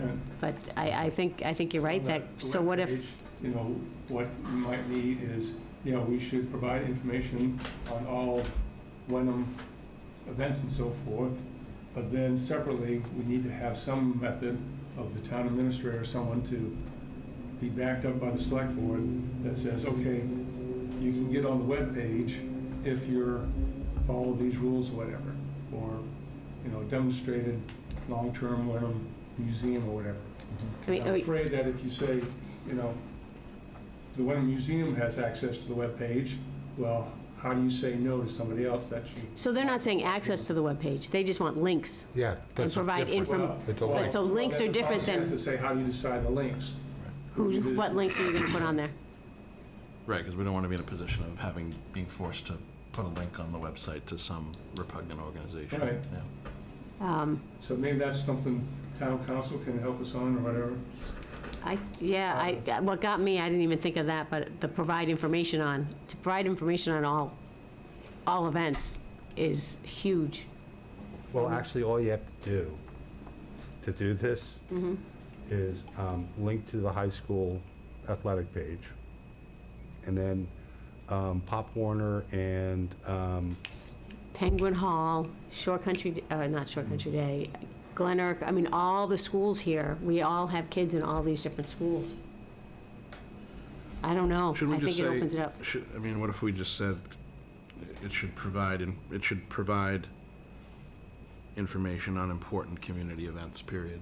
Just leave it So maybe, open-ended. See, my, Who's to say what's important? I mean, there's just definitely subjectivity to it. I just think, like, if we, rather than saying all events or calling out particular organizations for the reasons that Gary outlined, it could be a much more generic sentence and just say that it's I going think we're to. missing a huge opportunity if we don't correctly provide a place where residents can find out not only what's going on with the town, but what's going on within the community. It'll attract a lot more yeah, participation if we do that, but I'm just saying that we've got to be careful of Right. how it's set up, so that, as you said, we can say no to somebody, Right. but keep those in that Right, and law. we're just talking, we're talking about language in a plan or a policy that doesn't, I mean, the important work is going to be in developing the webpage and doing. Right, I which think is- what- which is what this- What this document says, if it says important community events versus something more detailed, I don't think it. And I wouldn't even Makes a big say difference. important community events. Yeah. It's, I think what's going on day to day. yeah, I mean, I do agree with Peter, and we've heard this over and over in the master plan process, that people are just hungry for this, for the information, easily accessible, a repository. So I think it would be great to be able to do this, but I think my suggestion is, as you think through the website, the revamp of the website, I imagine you're going to look at other towns, like Yes. see what people do, see what other towns do, Right. and get a sense of what's allowable and how they construct. So, yeah, I will just again say that it's too huge, it's too big, it's not going to work. You're going to take away from the town work when you try to add all these other things. And I, just saying, but certainly look into it, but I don't want to say yes and specify places. I can't say what's important and what's not important. Yes, I would love to know, to have one spot, one amazing, awesome calendar with Mother's Club and the Hamilton Wenham No, League and stuff like that. I'm not even saying that. But, so you want to have those links, but I worry that it's going to, it's big, and it's, I would and not there's a do lot what of you it. just said, Okay, having the mother of all calendars. yeah. No, I would Okay. not do that. I would not do Yeah, that. that can- yeah. By the way, North Andover or Andover one of those Did two is a Andover. great site. Yeah, I think it's, we looked at one of those today. We did, yep. But we saw some excellent sites: Cambridge, Melrose, Lexington, Des Moines, Iowa. Framingham. Which and one? Des Moines, and Des Des Moines. Moines, Iowa. Oh, yeah, Wow, Yeah, we really wanted to go far afield. that's great. I was looking for a vacation spot. Yeah. One of their Okay. widgets was like tornado warning. Yeah, well, hopefully not. Yeah, let's keep going, because I think we've, The first, just. Yeah, go ahead. Sorry, No? I didn't really understand the first sentence of webpage where it says comprehensive website designed to enable Wenham website publishers to post information. that's where you Many- saw that. Is that, what is that referring to? People who are gonna, like actual people who have access to the website to post stuff? That's what I would, Those are Peter, correct me if publishers? I'm wrong, I think it's staff members that want to post like important news to the website, like the front page type of thing, or Right. agendas, calendar. Stuff that's word. Jen just going to go through the town call. Right. But this is talking about not viewers of the website, but it's talking about publishers of the web, okay. Website. So publishers are staff personnel? That's what I was, is that what you meant, Peter? Yeah. We could tweak that, though. if Okay. you wanted, yeah.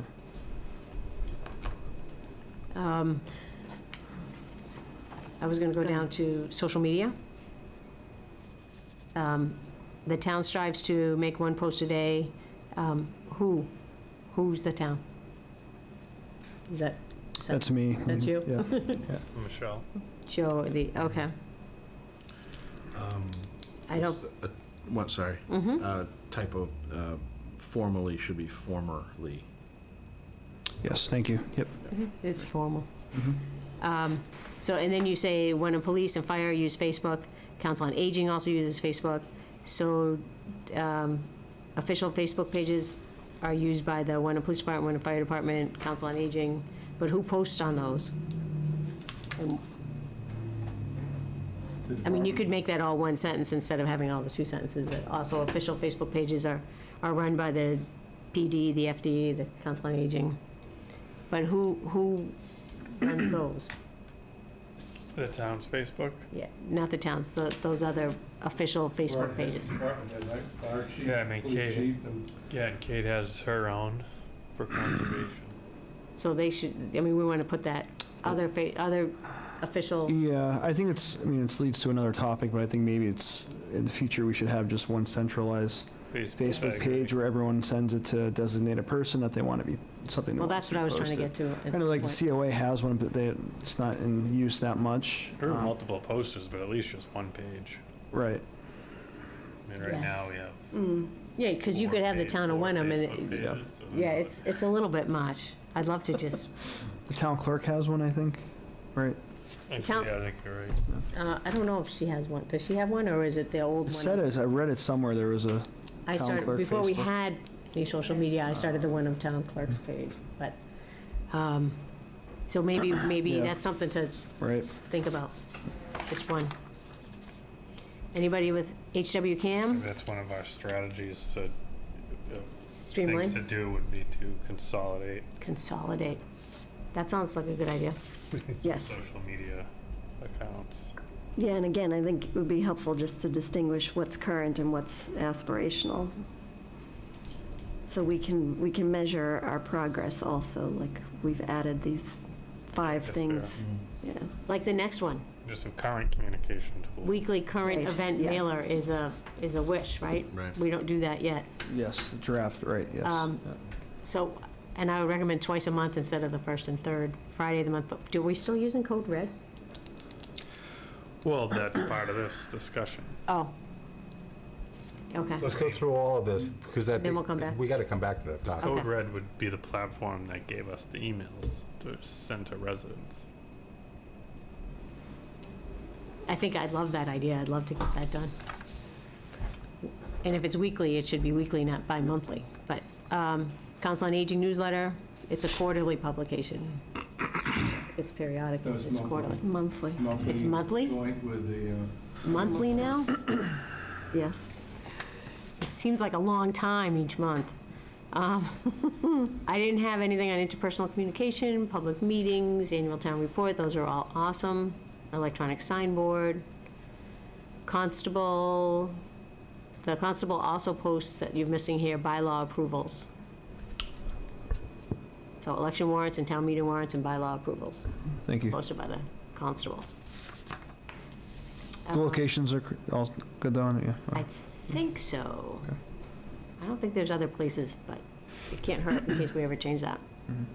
So here we go back with Code Red, Reverse 911, and Rave. Those are all emergency things, though, right? Yeah, so, I mean, we've talked to a few people on this just for clarification. So all 3 of those are softwares. They all do the same exact thing.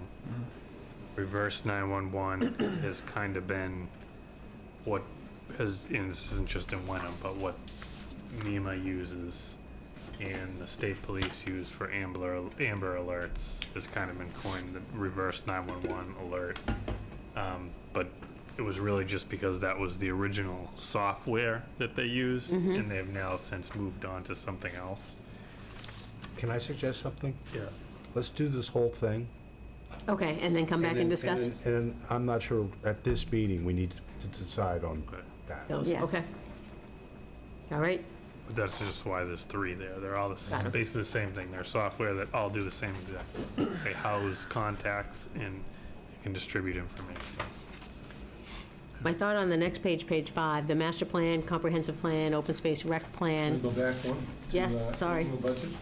Yep, So I suggested to Joe that we use the exact terminology.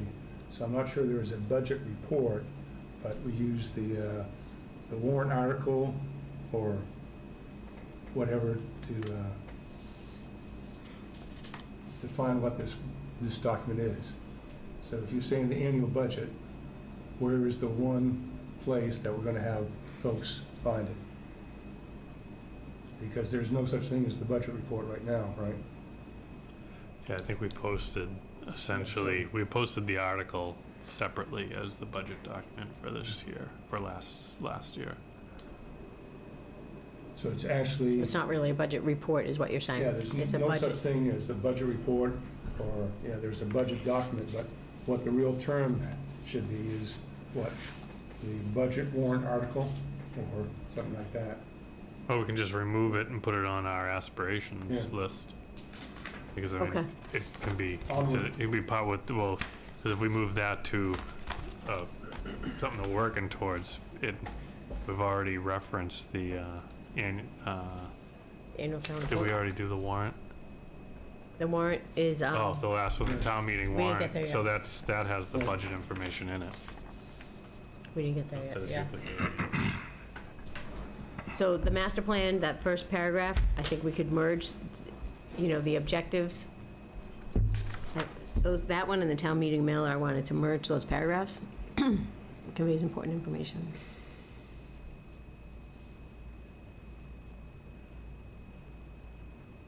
Are they saying different things, these paragraphs?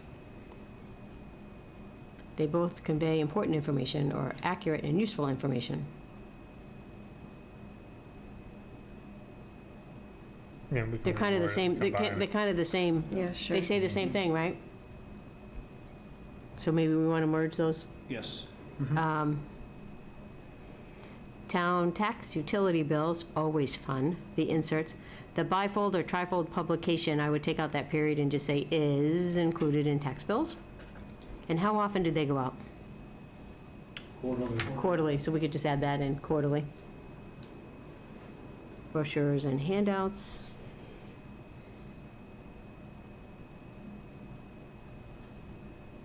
Same thing with the town meeting warrant mailer.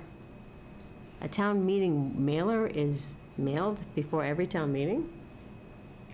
Yeah, the warrant is mailed out to everybody before every town meeting. Oh. 2 weeks. We aim for 2 weeks. So I would call prior. it the warrant, then the town meeting warrant is sent to every resident. Isn't that what Come in the mail, or does somebody drop it off? I always got Well, the town perception that report someone- used to be dropped off, Yeah. but now, with the warrant? right. yeah, but the We're in the warrant now report is of the- mailed, right? Mailed it last year? Yeah, we've mailed. Okay. Yeah, I mean, I don't know what it was done in the past, but for the It was- special yeah. and the annual town meeting that I was here for, in both cases, we mailed it through So I a would- vendor. I would call it a warrant, the town meeting warrant. No more Pony Express. The mailer contains information on when, to provide, yeah, so I think they could all, that could be merged into one paragraph. Internal memos, you guys still use memos? Yeah, I use- RE, yeah? I send memos. Oh, good. Department head meetings, I don't think you need the word description. Okay. And you gather monthly, right? Rather than this meeting occurs monthly, just put gather monthly up top. And so reading that and the all-staff department meetings, does that mean that the department chairs meet twice a month? Yes. That's awesome. Didn't know that. The financial management team is an informal gathering of all finance team members. You might want to mention who they would be. Yeah, that was just a possible suggestion, I think. Okay. Oh, so you, that's not happening? That's why I highlighted it, yeah. Right, Steve, I don't think we have a specific, Oh, I didn't see that. It's not highlighted when I clicked it. oh, Yeah, so Aspirational? that's something whenever you do a finance review, it's something they always throw in there, that it should be a formal financial management team. And who would be on that, though? Just out of curiosity. Will usually be the finance director, obviously. DPW director, probably the police chief, fire chief, whoever is really involved with the budget process, maybe a budget analyst or something like that. Okay. Sounds like a good plan. You know, I think we're small enough that we could probably kill 2 birds with 1 stone with the department head meeting, because it would effectively be the same group of people. But not all of them. So maybe it is a separate meeting. Yeah. Any other comments on that stuff? So I like calling that the plan. I think you guys did an amazing job. What I sense is all the ideas we were all throwing out, wanting to do and talked about, like over my past 2 years too, was pretty much in this document. Good. Yeah. Social media, already been approved. Anyone have any comments on that? Did we approve that? I think term, or was before that- us, I think. Oh, okay. Do you have any comments to change on it, though? I wasn't aware that it had already been approved. I had some comments, but they're more just in the nature of like wordsmithing and organization of the different sections, which isn't probably appropriate for this meeting and may not be appropriate at all, given that it's already been approved. So we can redo it. Yeah, I mean, I'd throw them over to Joe. Yeah. Send them to Joe It's and not see like if he it's thinks, yeah. certainly not a priority. I just, because I thought it was a draft, I, you know, did some. Customer service policy, also approved. Make them happy. What? Make them happy. Yes. So it's interesting when you're in the private sector, customer's always right. But sometimes in the public sector, you have to tell the customers that they're not always right. So Interesting, right? I call the Patriots, customer service every once in a while. 2 years ago, not very good. This year, oh my God, it's like, can we come over to your house and help you? And help you. Show you How to do it? drive here? That's It's interesting. amazing. Electric signboard use. Did we approve this one? Steve drafted that, I believe, yeah. We It already- was approved. No, it was approved. Yes, Was it approved? Yep. Because what did we do with school district events? I thought we were gonna specify something. I thought that was didn't we comment on? My memory was that we decided to leave it in there just because, you know, Okay. the importance in the community.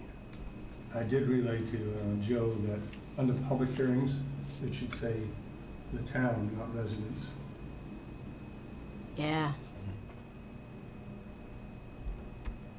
Well, who else would have public meetings? It would be public boards having public meetings, and so, but they should go through, Well, it's just. yeah, it should say the town. Town, yeah. Here we are back at Code Red. It's our last one. So Steve, we got 3 different software options, is that it? Or? Yeah, we're really two. I don't think reverse 911 is really used anymore, but the Rave is one, and the town actually had it up until 2020, and we left it for Code Red. And based on our research, that they're very similar.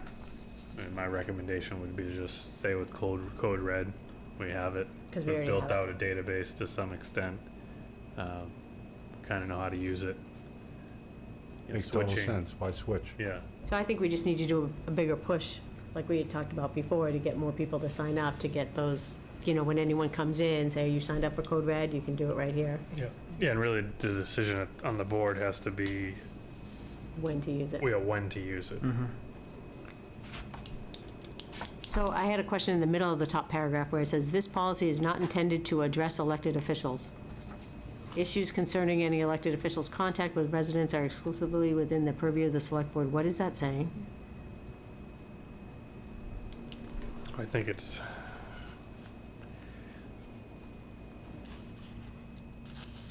This is where in the Code Red policy? Yeah, the first paragraph? Oh.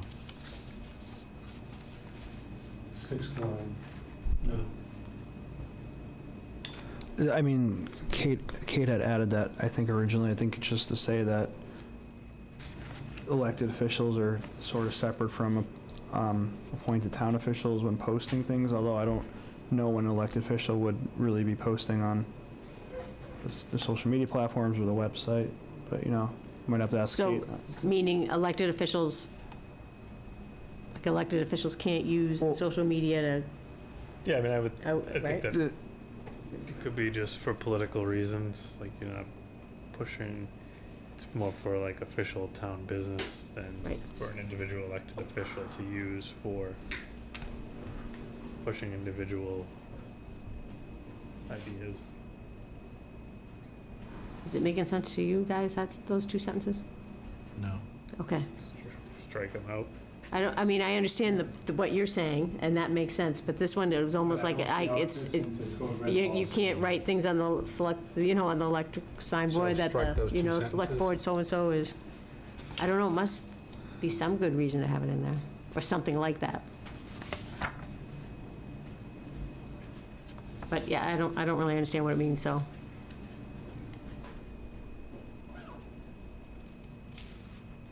Anything else? Strike, keep, change, that sentence. I'll let you think. I also was going to take out important. Effective communication with residents allows the town of Wenham to inform the public, promote town programs, and provide timely, coordinated information, et cetera, et cetera. I mean, every town program is important. I think this paragraph may need to be rewritten based upon whether we make this an emergency or in general use. Yeah, exactly. Just off the top of your head, who thinks it should just be emergency? The use of the code red? Yeah. I mean, I'll say that I think we should be open to using it for the weekly newsletters or bi-weekly newsletters or monthly newsletters, but that we should get citizens to opt in to that type of communication.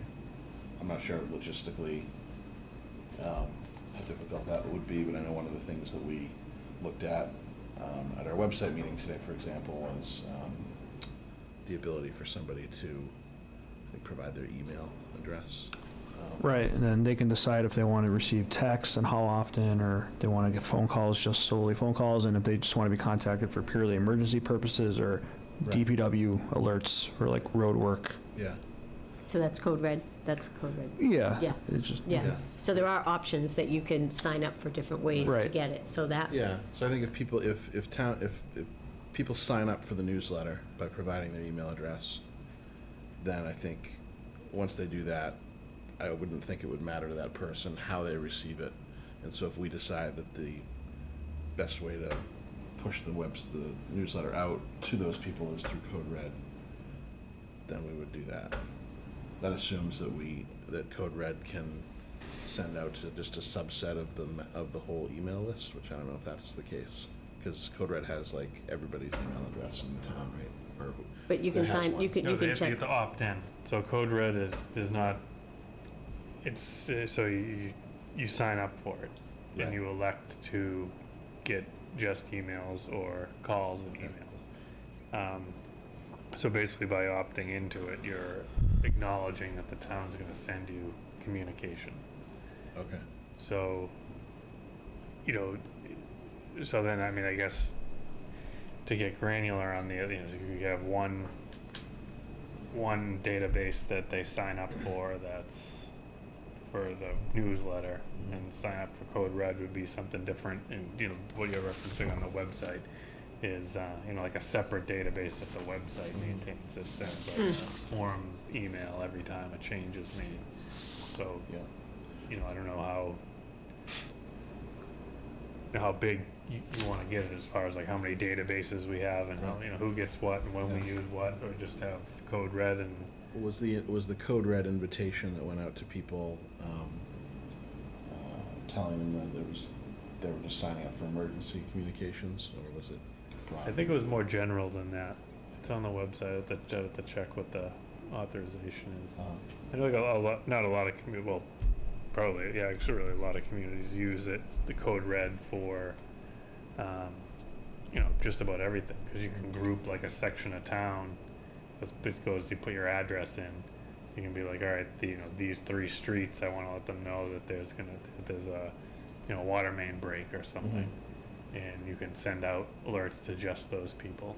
Right. Or you can send them out, just send out weekly texts like, oh, don't forget the bulk disposal this weekend at the DPW, things like that.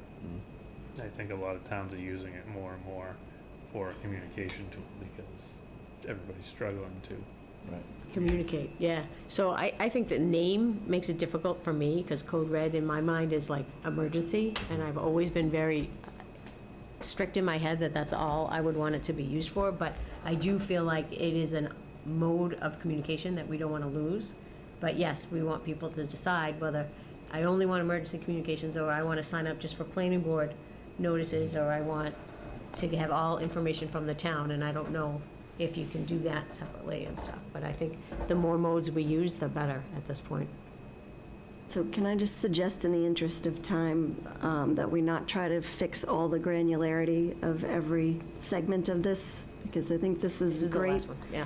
start, and it's a foundational document. I would like us to think through what we might be missing, like a newsletter, or this talks and strategies and so forth about how boards and committees communicate. So I think there's some other things we can think through, but you already have some revisions to do. So maybe we take a little time to reflect, look at the next version. Yeah, so Great. can we make those changes? And I'd like to just kind of bring it right back so we can get right back on it and see what we think next week, next time. Would that be all right? Yep. Okay, because that was a lot of work. I think I'd like to continue with it and so we can get it. Ask one quick question. The Code Red software, is there a brochure or something that really describes its capability for us? I'm Or sure there is website that one. we could read? I'm sure there is one. Like, we can get that for you. That's a good idea. That's a good idea. Thank you, it's Yeah. great work. Yeah, Yeah, no problem. So where are we? Hold on. I think we're on a one-day liquor license. We're at J. Jay? Select Board Veterans Committee Liaison Discussion and Appointment. So I am the liaison this past year, and they meet on the first Tuesday of the month, which oftentimes is the same Tuesday that we have a Select Board meeting. So it's difficult for me to go to work, not go to work in the morning and then leave so I can get to here, so I gotta do one or the other. So I would like to ask if there's any volunteers, Ben, to be on the Veterans Committee. Yes. And I put you on the spot like that because I did speak with the chair, Dean Peterson, and he did recommend that maybe you would be interested in doing that with your past history and so. Yes. Yeah, I'm like Gary, and I think, I don't want to leave anybody out, but I'm a veteran and would be honored to do it. And I attended the last meeting a week ago today. So, that's great. So. And they have coffee and stuff in the morning. You can Yeah, get there a little bit donuts, early. It's a muffins, lot they of get it fun. all. Yeah. They say anyone can go, just so you know, It's a good the group. COA. It is a great group. It's a great group. So when is this ending? This period beginning? and So it should be, through the year. So should we say 30 June 30, yeah, 24? yeah.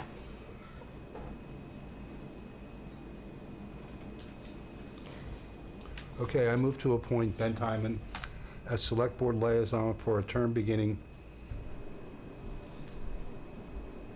Today. but it doesn't say what he's being. Oh, Move to appoint Ben Timon as Select Board Liaison for the Veterans Committee thank you. for a term beginning September 19th, 2023, and ending June 30th, 2024. Second. Any comments?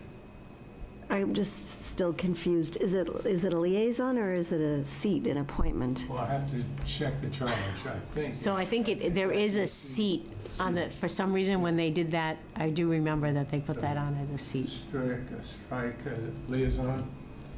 I think in looking at some of the Veterans Committee documents, I think it describes that a select board member is an ex officio member of the Veterans Committee, so I think it is a voting. Well, let's appoint him. A non-voting seat? We can look at, but so for today, so we're not making them the liaison, we're appointing you a member of the The ex veterans. officio would be voting. All right, did somebody second? It was seconded, and we amended it to be appointed as a member of, not liaison. Right? You still seconded? Good question, comment? You're ready to vote? Gary, yes. Deirdre, yes. Ben, yes. Peter, yes. We're just not always unanimous. I will say yes as well, unanimous vote. Thank you very much, Ben. I appreciate you stepping up for that. Thanks for asking. Thank you. One-day liquor license for the Academy at Penguin Hall on September 21st, 2023. No one's here from Penguin Hall, right? Right. Okay. Looks like all their stuff is in order.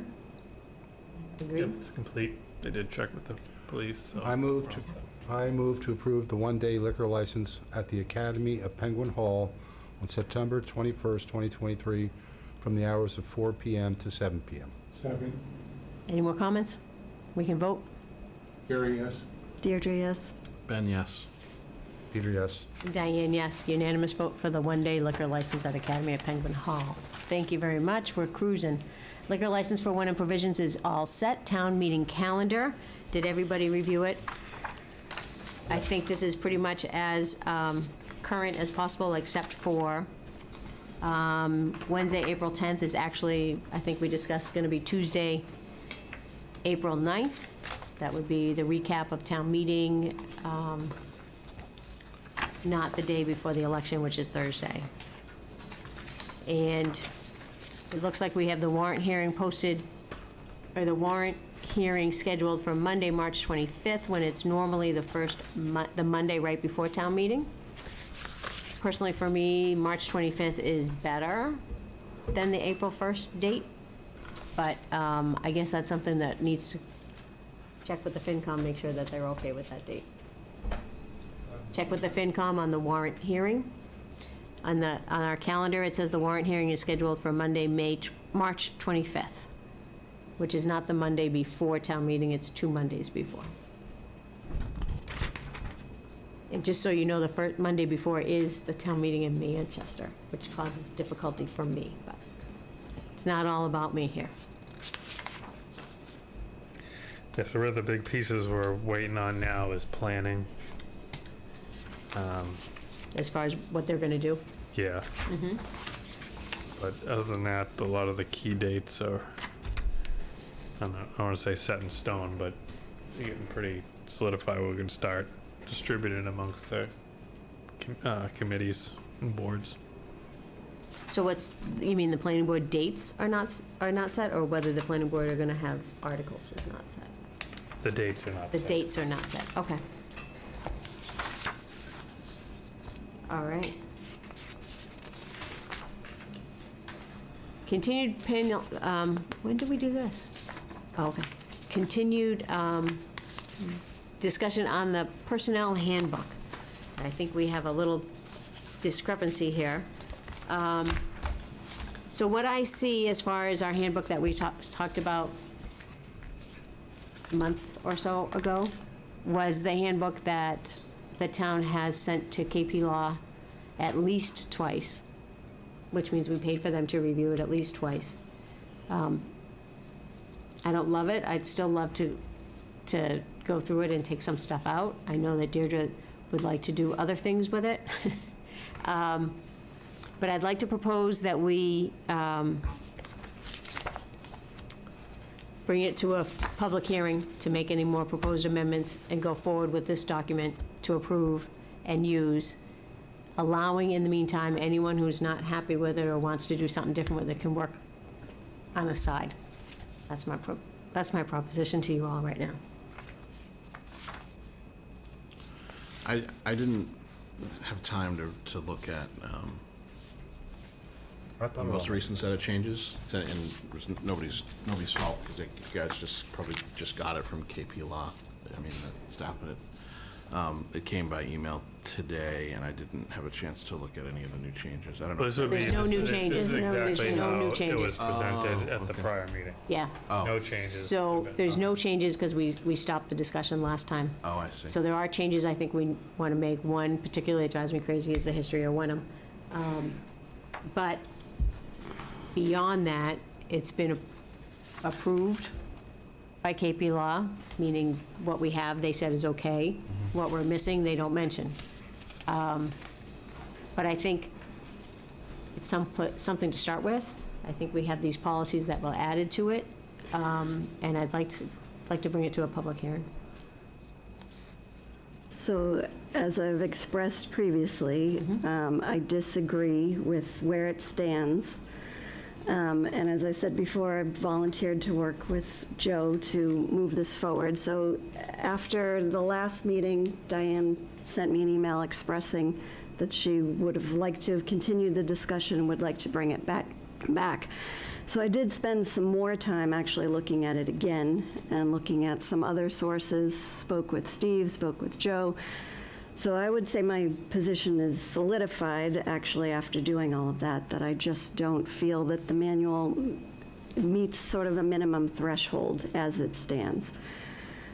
And I'll come to maybe what's a compromise position, but I will say I think an employee handbook or personnel manual needs to do several things, one of which is meet a legal threshold, as well as contain a complete set of expectations for employees, as well as be a comprehensive guide to employees' rights and entitlements. And I don't think our manual is there on any of those counts.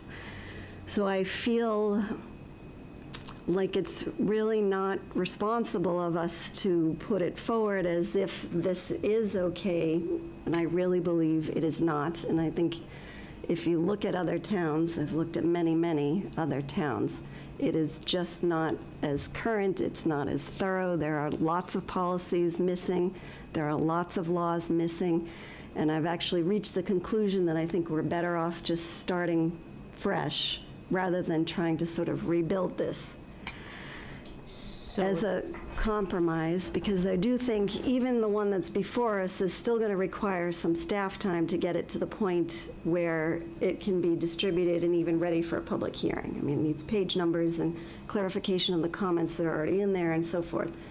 So with that understanding, I guess I'd be more willing to accept this if it's clear in the public hearing, in the motion and so forth, that we're approving this as a temporary sort of interim manual while the comprehensive manual is written.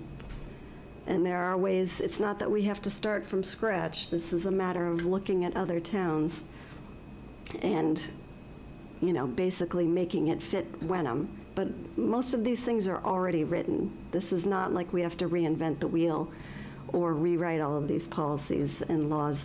It's already out there. But it's a matter of compiling it and making sure it's consistent with the processes that we have in Wenham, and then possibly creating somewhere policies or procedures don't exist. So my recommendation, which we had discussed a while ago, was taking someone that we like.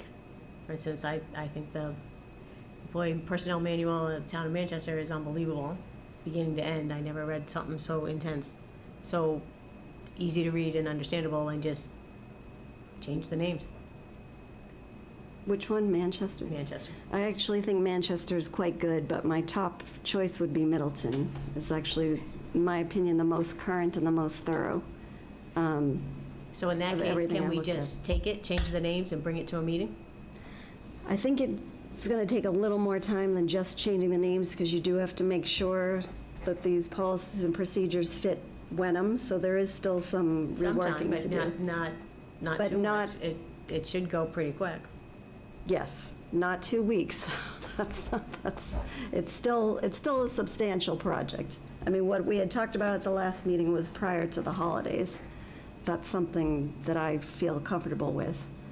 2 weeks is not realistic. So, I don't think that Middleton uses KP Law. I don't know. So- Well, no, I don't think they do.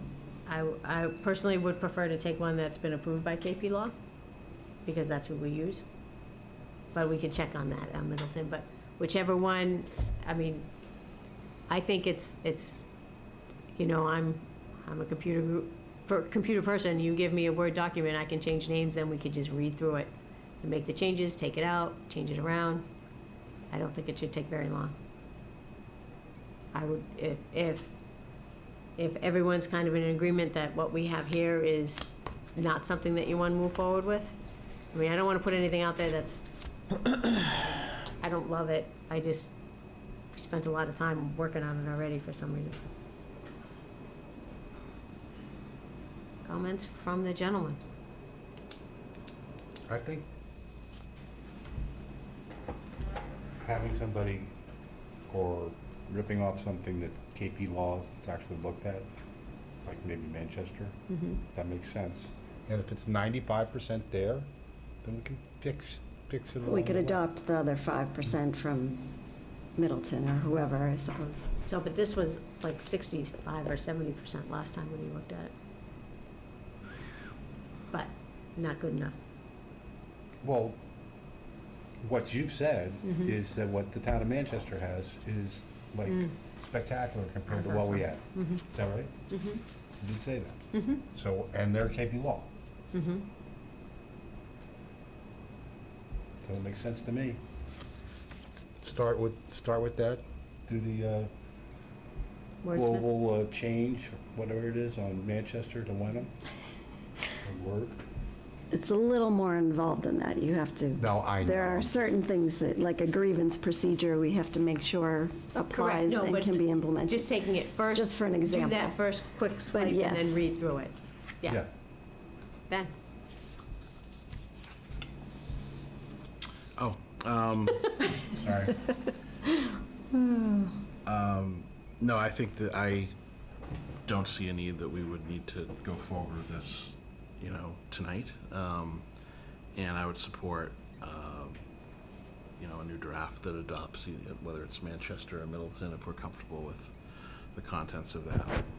One thing I was just a little unclear on, that's why I was pausing and looking through this, is, and forgive me if we've talked about this before, but we do not, the last employee handbook that was ever approved in the town of Wenham was in 2001, which is what the date is on this document, right? As far as I know. Okay, so we don't, so it's not as if we have in existence a town of Wenham employee handbook that is at all current, or, so, to me, we've waited this long to come up with, a comprehensive and appropriate employee handbook, so I see no reason why we shouldn't wait to get it in the kind of shape that we want it, and I think particularly with you, Deirdre, if you're going to be spearheading some of this, that we should take the time that we need and hopefully have it in place before the end of the year. Before the end of the year. I know you keep saying the end of the year, but, Well, say the end of the year, and then it gets pushed, and it gets pushed, and before you know it, it's another 10 years. Not that we're I gonna think push it before- out, but so, like, Well, let's, it's top priority. let's Yes. schedule them and look at other towns, Manchester and Middleton, get that converted over, look at it at the meeting after this, and then the next meeting, because my It's a concern little is... too quick. Well, too quick, but my concern is, you got employees around here that you have no guidance Yes, to. exactly. And that we need to get in place. I want to get this done. It's rolled through many select boards. We put in large portions of this have been put in as individual pieces. But let's get this done. So, if there's a solution out there that someone's already done the work, let's get that work, look at it, and if you need to revise certain portions, then let's put that in now. Because, this, from the select board perspective, I think this is one of the top things that we need to get done, and done before we get into budget season, or that we worry about master planning or any of the other things that are going on. Because this is, I think we're very vulnerable to not have, safety policies, and That's health correct. policies and so forth. So let's put this priority number one and put it on, And that's been my exact argument for the last 2 years, commenting on this as a member of the public. This is a liability for the town, and it is absolutely top priority, but it also does require some time to do what we're saying, even to take another manual, because we have to be prepared to implement everything that it says, and that's where it takes some time to be sure that we are prepared to do that. So I'm not advocating delay. This is absolutely a top priority. But it's important for our employees. Let's set a reasonable schedule here to get it done, by the first meeting in December, because after that point, it's going to be all budget. Looks like according to this, budget starts before then, but as of October 4th. So, all budget. what are the steps? You're already all It's budget, already so. all So what are the steps we need here? So we need Another those town's two. copy. Yep. Revise the words, put that out to KP Law for their Well, spin on I it. think us Just a first. caveat to that is, Here first. it took Yeah, right. them almost 2 months to get this back to us. Which is why I'd like to know when. So just so, like, when you're these- thinking timing, when we submitted, it might even been more than 2 months. When we get these two, let's start with these two, right, the two Ms. It should When be were they, enough. when were they last checked and confirmed, and who reviewed it? So that we Middleton can was feel- like a year ago. It's the most current. Okay, so let's check that out and then see who they had it checked by. I can certainly reach out to those clerks. And get at least a Word document as well, so we can work with that. That would We'll be share great. that. Yeah. Okay. All right. I'll be a little bit more patient. Because I just like to get things done. Absolutely. So last on the list, we have Budget and Capital Planning Select Board's priority. I think this is Gary's that we put into chart form. So if we look first at budget, let's look at capital items first. And they're 1, 2, 3. Is that in the order that you put them, Gary, or just No, that was just, labeled? Just the way they, Labeled item 1, 2, 3. so 1 and 2 are basically maintenance, right? All the buildings, carpet, paint. But it's not just maintenance. These are big ticket items that are going to be. To do, all the town buildings to paint them, or to do all the carpets in town, you're, So the library, Fine. just for example, got a $750,000 quote to do all the carpets in their building. $750,000 for the library carpets? To replace them or clean them? Replace them. replace. Wow. So, Like Oriental rugs, or? yeah. Well, and, this is pointed out, this carpet here, as I understand, has never been cleaned since 2008 when the building was done. So No. It's been clean. Well, vacuumed, yes, but, We had carpets done. No. We had carpets done when I was here. We did. did, all right, Yeah, we weren't Right. allowed in. very well. But, it's, the amount of traffic it gets, probably could use a little more. Why don't we just buy one? You can come in the morning and. So that's the question, capital items. Yeah, okay. I'm not advocating for anything other than to get these on a 5-year schedule someplace, and to have a rotation that addresses infrastructure as far as painting, as far as carpet maintenance and so forth. And the other one was approached that, I'm told that the ambulance purchase is a bigger question as to what size fire department we're going to have going forward, but also reflecting that you're talking about some of these things, 2-year lead time to get an ambulance. So ambulance just always seems to come up, and I'm just curious if do we make money on the ambulance, or is it cost effective and we're making money having our own ambulance as opposed to A service. having a service? So I think So I'd like to Steve see can some of that ask- information. dig in for the financial thing, but my understanding is that the critical aspects are response time is half of what it used to be, and that, yes, because so long as the insurance industry operates as it does, that we are making a profit, if you want to call it. But it's hard to see because the money doesn't come in right away because it's That's right, there's always insurance, a so it's- lag, 6 to a 8 lag. months Okay. lag on the money coming in. But can we get confirmation that Yeah, it's a worthwhile thing to have, and and if so, then we should probably put that on the list to order. Yeah. No, it is something I have on the list for the new finance director to look into. It's a Okay. decent project, because we said it's eight months to a year behind where you're getting the revenues and the billing, and then estimated on staffing costs and obviously capital costs. Because we have been appointing, all the firefighters basically that we're appointing are EMTs. It seems like a lot of the new incoming people are EMTs already. Is that Yeah, I think right? over 3/4 of them are EMT qualified.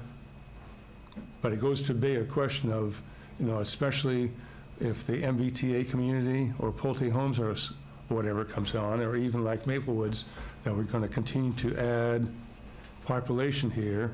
And if you're going to have a service, you got to look at, is it a 1 ambulance service, or is it a 2 ambulance service, or is it 1 and we accept, having to call in other parties to back up or whatever. So I think it's a bigger question for the whole fire department setup, because I think Steve said that last year there was over 450 ambulance calls and 3 fires. So the fire department is really shifted to a different basis. Okay. Well, I think all those things are very important for the capital plan. Do we have anything else we can think of on the capital plan? Deirdre? Well, so last year, Steve, you did a 5-year capital plan, right? So is the ambulance already in there, or is it, okay, so these 3 items, I know there was some carpet maintenance or replacement listed, but these would be additive to the 5-year that we started last year. Okay. Yeah, some of it, like building maintenance, like for painting and roofs and stuff like that, are in there. But it could be, we could build it out a little better to be, on some sort of a cyclical 5 or 10-year program. We'll work our way through the town more systematically.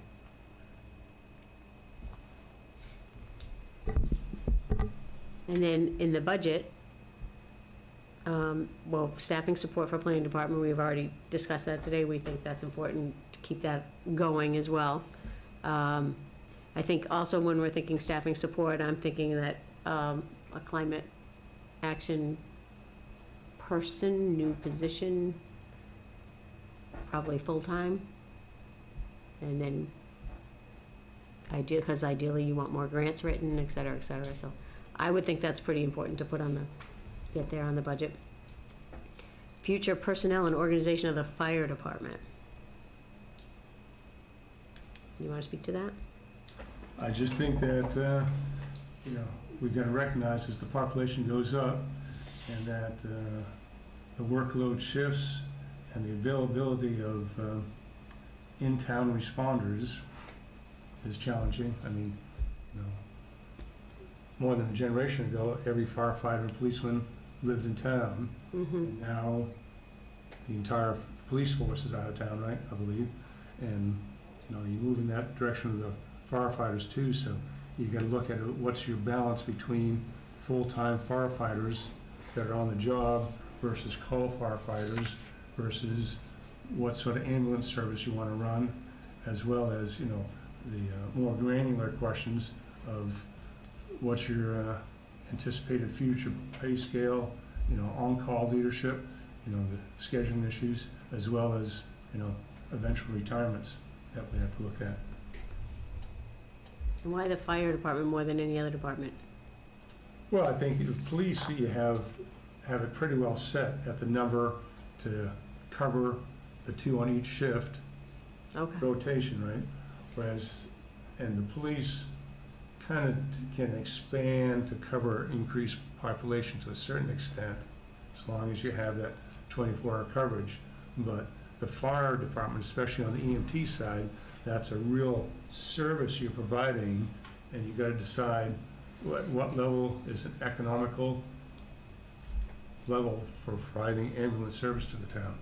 Especially, I think if you look, a private ambulance service around here are having difficulty manpower-wise and so forth. And certainly the demand in Wenham is going to continue to go up, given the demographics. So it's a big, longer-term, big look to look at. And then what's the first item? Yeah, so I brought that up, last. So that was left over from ARPA, right? Well, it was on the ARPA request list. Yeah. It didn't make the top. It didn't make the top. So it's a question of, is there anything due or we want to do at the end of the pandemic here, as far as the first line responders? I'll see if anyone else has any comments. I think it's a good concept. Do we know whether there is ARPA money? No. No, there's no ARPA money. This would be a separate appropriation. Right. And this is And for 2025, right? This budget, yes. Yes. So I think when we approved it before, it We didn't made approve it. sense. We never approved it. No, so it was never approved. It was on the ARPA list, priority list, but did not make the dollar cutoff if you remember, we had probably twice as many items dollar-wise as what we could afford under ARPA. So it just, we end up it was with the top suggested, 12. so it went on that list, Yeah. but we didn't approve it. It made the cut to get on the list. That went out to the public for review and then to the select board for final decisions. So this did not make the final list, the dollar cut. yeah, my recollection of that process was that the amounts weren't specified, which I think made it difficult for the public to sort of figure out what to say about it, because it was the issue in principle, but no dollar amounts. So I think that probably hurt it in sort of that ARPA calculation. And I think in principle, I think absolutely this is a good thing to do. I just don't know where the money would come from. Is there any possibility of unexpended funds in ARPA, or everything is? I mean, there is that possibility. Right now, if everybody spends what we estimated, so if we go down the list, I think it was top 10, so West Wenham Park being 10th, they're like $90,000 short of their full request. So our hope is, looks like we're gonna realize, a little bit of money from the town hall security, hoping we can squeak some out with the HVAC, and then the technology upgrades to have enough to cover the rest of West Wenham Park. To the extent that there's more than that, there's always a possibility. We're just not there yet. I mean, I do think this is absolutely appropriate under ARPA. That's sort of, I think, part of what ARPA was designed to do. But it would be helpful to understand what this means in dollar terms. I have no idea. Well, I think you have to depends on- decide. Yeah, I mean, I'm that sorry. could range. You have to Sorry. decide who's gonna get this kind of money and why are some people gonna get this money and other people are not? There were a lot of people, frontline workers, grocery store workers, there were a lot of people that worked through it. I guess you can tell now, I'm kind of not in agreement with this. I don't understand where this came from or why at this point. So, I mean, so I think you have to decide who's gonna get it. Are you gonna go, public service or Board of Health or building maintenance people who worked, or how many people are gonna get it? What percentage are they gonna get? Is it gonna be a flat rate? I mean, that's why Well, it wasn't.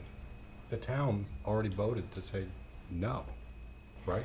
But I don't think the town really said no. I think there just wasn't enough information for people to answer the question. There were no dollar amounts or context in that survey. That's my recollection, because I There was remember some, looking but this at one it. was definitely not. This one because was very It nebulous. was a little bit wishy-washy. It was requested by some departments, but there was no money.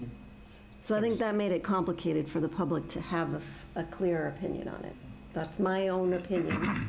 My own opinion. So let's perhaps focus then on the more immediate needs of staffing support. 'Cause Staffing support for Because we know town hall.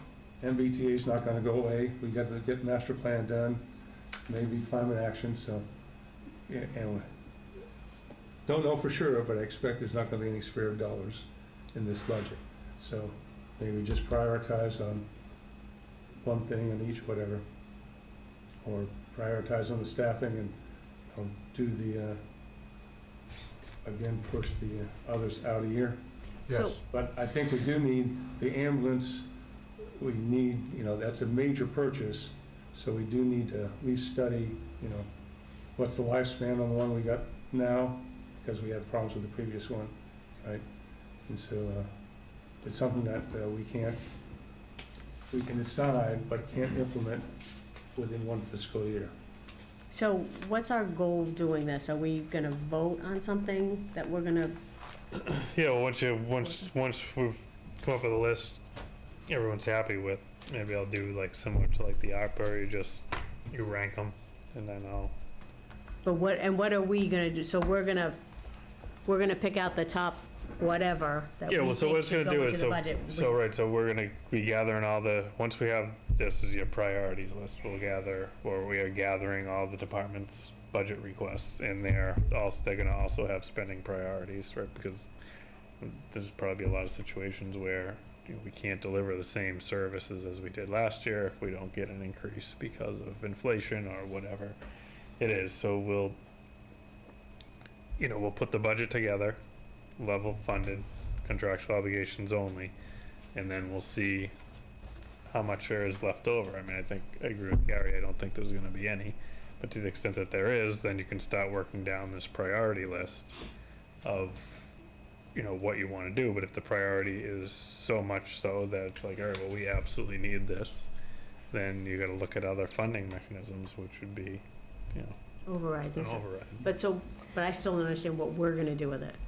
Well, this is going to be, Nothing yet, Well, nothing what's the yet, goal? but What's this the is goal going to to be do? merged with other department heads. Right. Yes. This essentially new items that might be added, Yeah, so, along with department head new items. and ultimately the select board, it's the select board's budget, and send it to FinCom for review. So so the select board's gonna be able to see a list of priorities, the budget with a list of priorities, and then really it's up to you to ultimately prioritize them. Okay. Because it'd be like, all right, well, we want to include X, Y, and Z no matter what, but we don't have the money, so we're gonna send it, the balanced budget's gonna go to FinCom with an override built into it.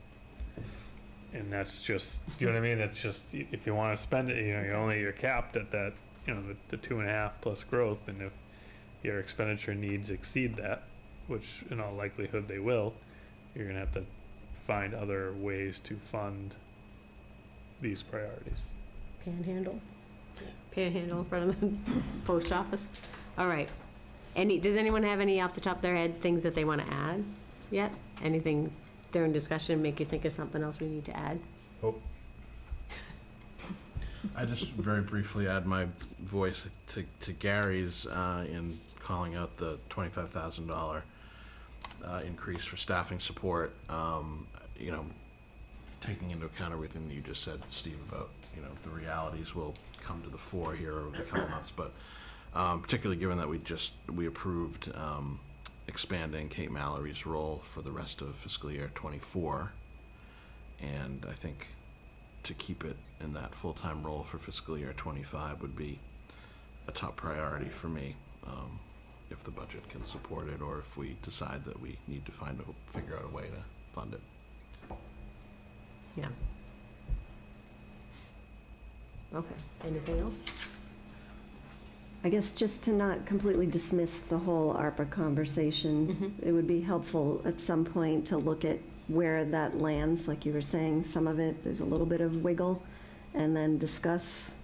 Yeah, you were gonna bring that up. The problem is the two big pieces where all the wiggle room is the town HVAC, which we're still waiting to hear back from the electrification study before we can move forward with that. So that, if we have no idea where that's gonna be, especially if we decide to electrify. And then the technology upgrade. So we're currently working with Danvers. We got a big meeting next week. We're moving in that direction, but that's gonna probably take the bulk of this year by the time we have all that planning in place and we're pulling the trigger. If we do decide to go with Danvers, which that's the way I'm leaning now, but ultimately it's the board's decision, then that would free up a significant amount of money because we wouldn't be replacing the servers, would be entering into an annual agreement where our servers would be, I guess, virtual, they'd host them physically in the Danvers data center and would be accessing them through the fiber connection that we I think have. you said you were gonna update us on all the ARPA's projects, the money budgeted and where Yeah, it we is are, now. but, So like, there but might be then- some that There haven't might changed, be, but a lot of the smaller ones, it's like, I can say maybe we're gonna get like $4,500 back from the town security upgrades, and then a lot of the other ones are coming in pretty much right at where we thought, maybe even a little more, so. And sorry, what's your timeline for the IT thing? That's I mean, probably, it's a big project, it probably. Roughly, just roughly. I mean, probably it's gonna take a majority of the year, but hopefully by the middle of the year, like January or so, I'll be able to, you know, address the select board with some solid numbers being, you know, here's the option, replace our data center for $200,000 or pay with a 3 to 5 year life expectancy, or pay Danvers, I don't know what it is, I'm just gonna pick a number, $75,000 a year for them to, you know, maintain all the infrastructure and firewalls and all the stuff that we'd have to do here, network switches, and, you know, they'll replace it every 3 years, because that's their cycle is 3 years, so, you know, it's kind of like saving, you know, in theory, in a perfect world, you'd have some sort of stabilization stabilization fund that you'd be contributing to every year, because acknowledging that on that, you know, third, fourth, or fifth year, you got to spend the $200,000 again to update the data center. That's kind of the direction we're going right now. Thank you. All righty. I think we're all set. Our next meeting is October 10th, October 10th. 24th, and then Then we have from some, that makes it November, the first, we're back to the 1st and 3rd on November, right? Yeah, I believe. it's all in that schedule. It's all in that little small print schedule, but, so if that's all good? Sorry, I Anything else you have guys can? one quick question, just for the iron rail on the second. Is that similar, or Steve, I don't know if you know this, like last time, is it going to be a select board hosting it type of thing, or is it more just solely a workshop? That's a Well, fair point. Yeah, I had a question on that. Isn't that an Iron Rail Commission forum? Because it's their contract, their consultants, right? I thought this is a select board. I thought it was the select boards, but, I mean, They requested, Yeah, well, I mean, we sign right. everything, but the task, the feasibility study is an Iron Rail decision, right? We're not going to take any votes until Iron Rail Commission decides what they want to do. Okay. So I think that I mean, maybe we don't post it as a meeting, but we probably should post a joint anyhow. post, I mean, all committees, similarly to the first one, maybe there won't be a host, so to speak, but if you're gonna show up and there's gonna be a quorum of your committee, then post it. Doesn't have to necessarily be joint, I don't think, in that situation. And I think you should do the RSVP again, so we know who has to call the meeting to order and stuff like that. But maybe we could just let Dobson and Funker, they could run them, right, by showing us stuff, or? Well, they're gonna run the meeting. Yeah, so, Where it becomes an issue is if select board, you know, a member of the select board starts, you know, expressing his or her opinion with a quorum in the room. So it's essentially like you're sharing your opinion to a quorum of the board, whether you take action or not. But if it's posted, Then you can talk. You can. You know, you're not going to take a vote. You wouldn't take a vote in either scenario, but at least the public knows that the quorum of the select board is going to be at this meeting, and they could be expressing their opinions. So that seems like the sensible thing to Yeah. do. so post it as a select board meeting. I would think so. We There'd did have that to be for, like, minutes the technically. State ethics training that you organized at the library, for example. Mm-hmm. That was posted, I think. Yeah, it's a smart thing to do. But we don't have to, we're just there, we'll call a meeting to order and we let them do the, Correct. okay. Yep. All right, And you can even show up like a little early, call your meetings to order so you don't interrupt the thing, and then you stay a minute late, you adjourn, and that's it. perfect. I move that we adjourn at 9:24 p.m. Second. All in favor? Gary, yes? Deirdre, yes? Ben, yes. Peter, yes. Diane, yes. We are adjourned. Thank you all very much. Are we off? Yes. Because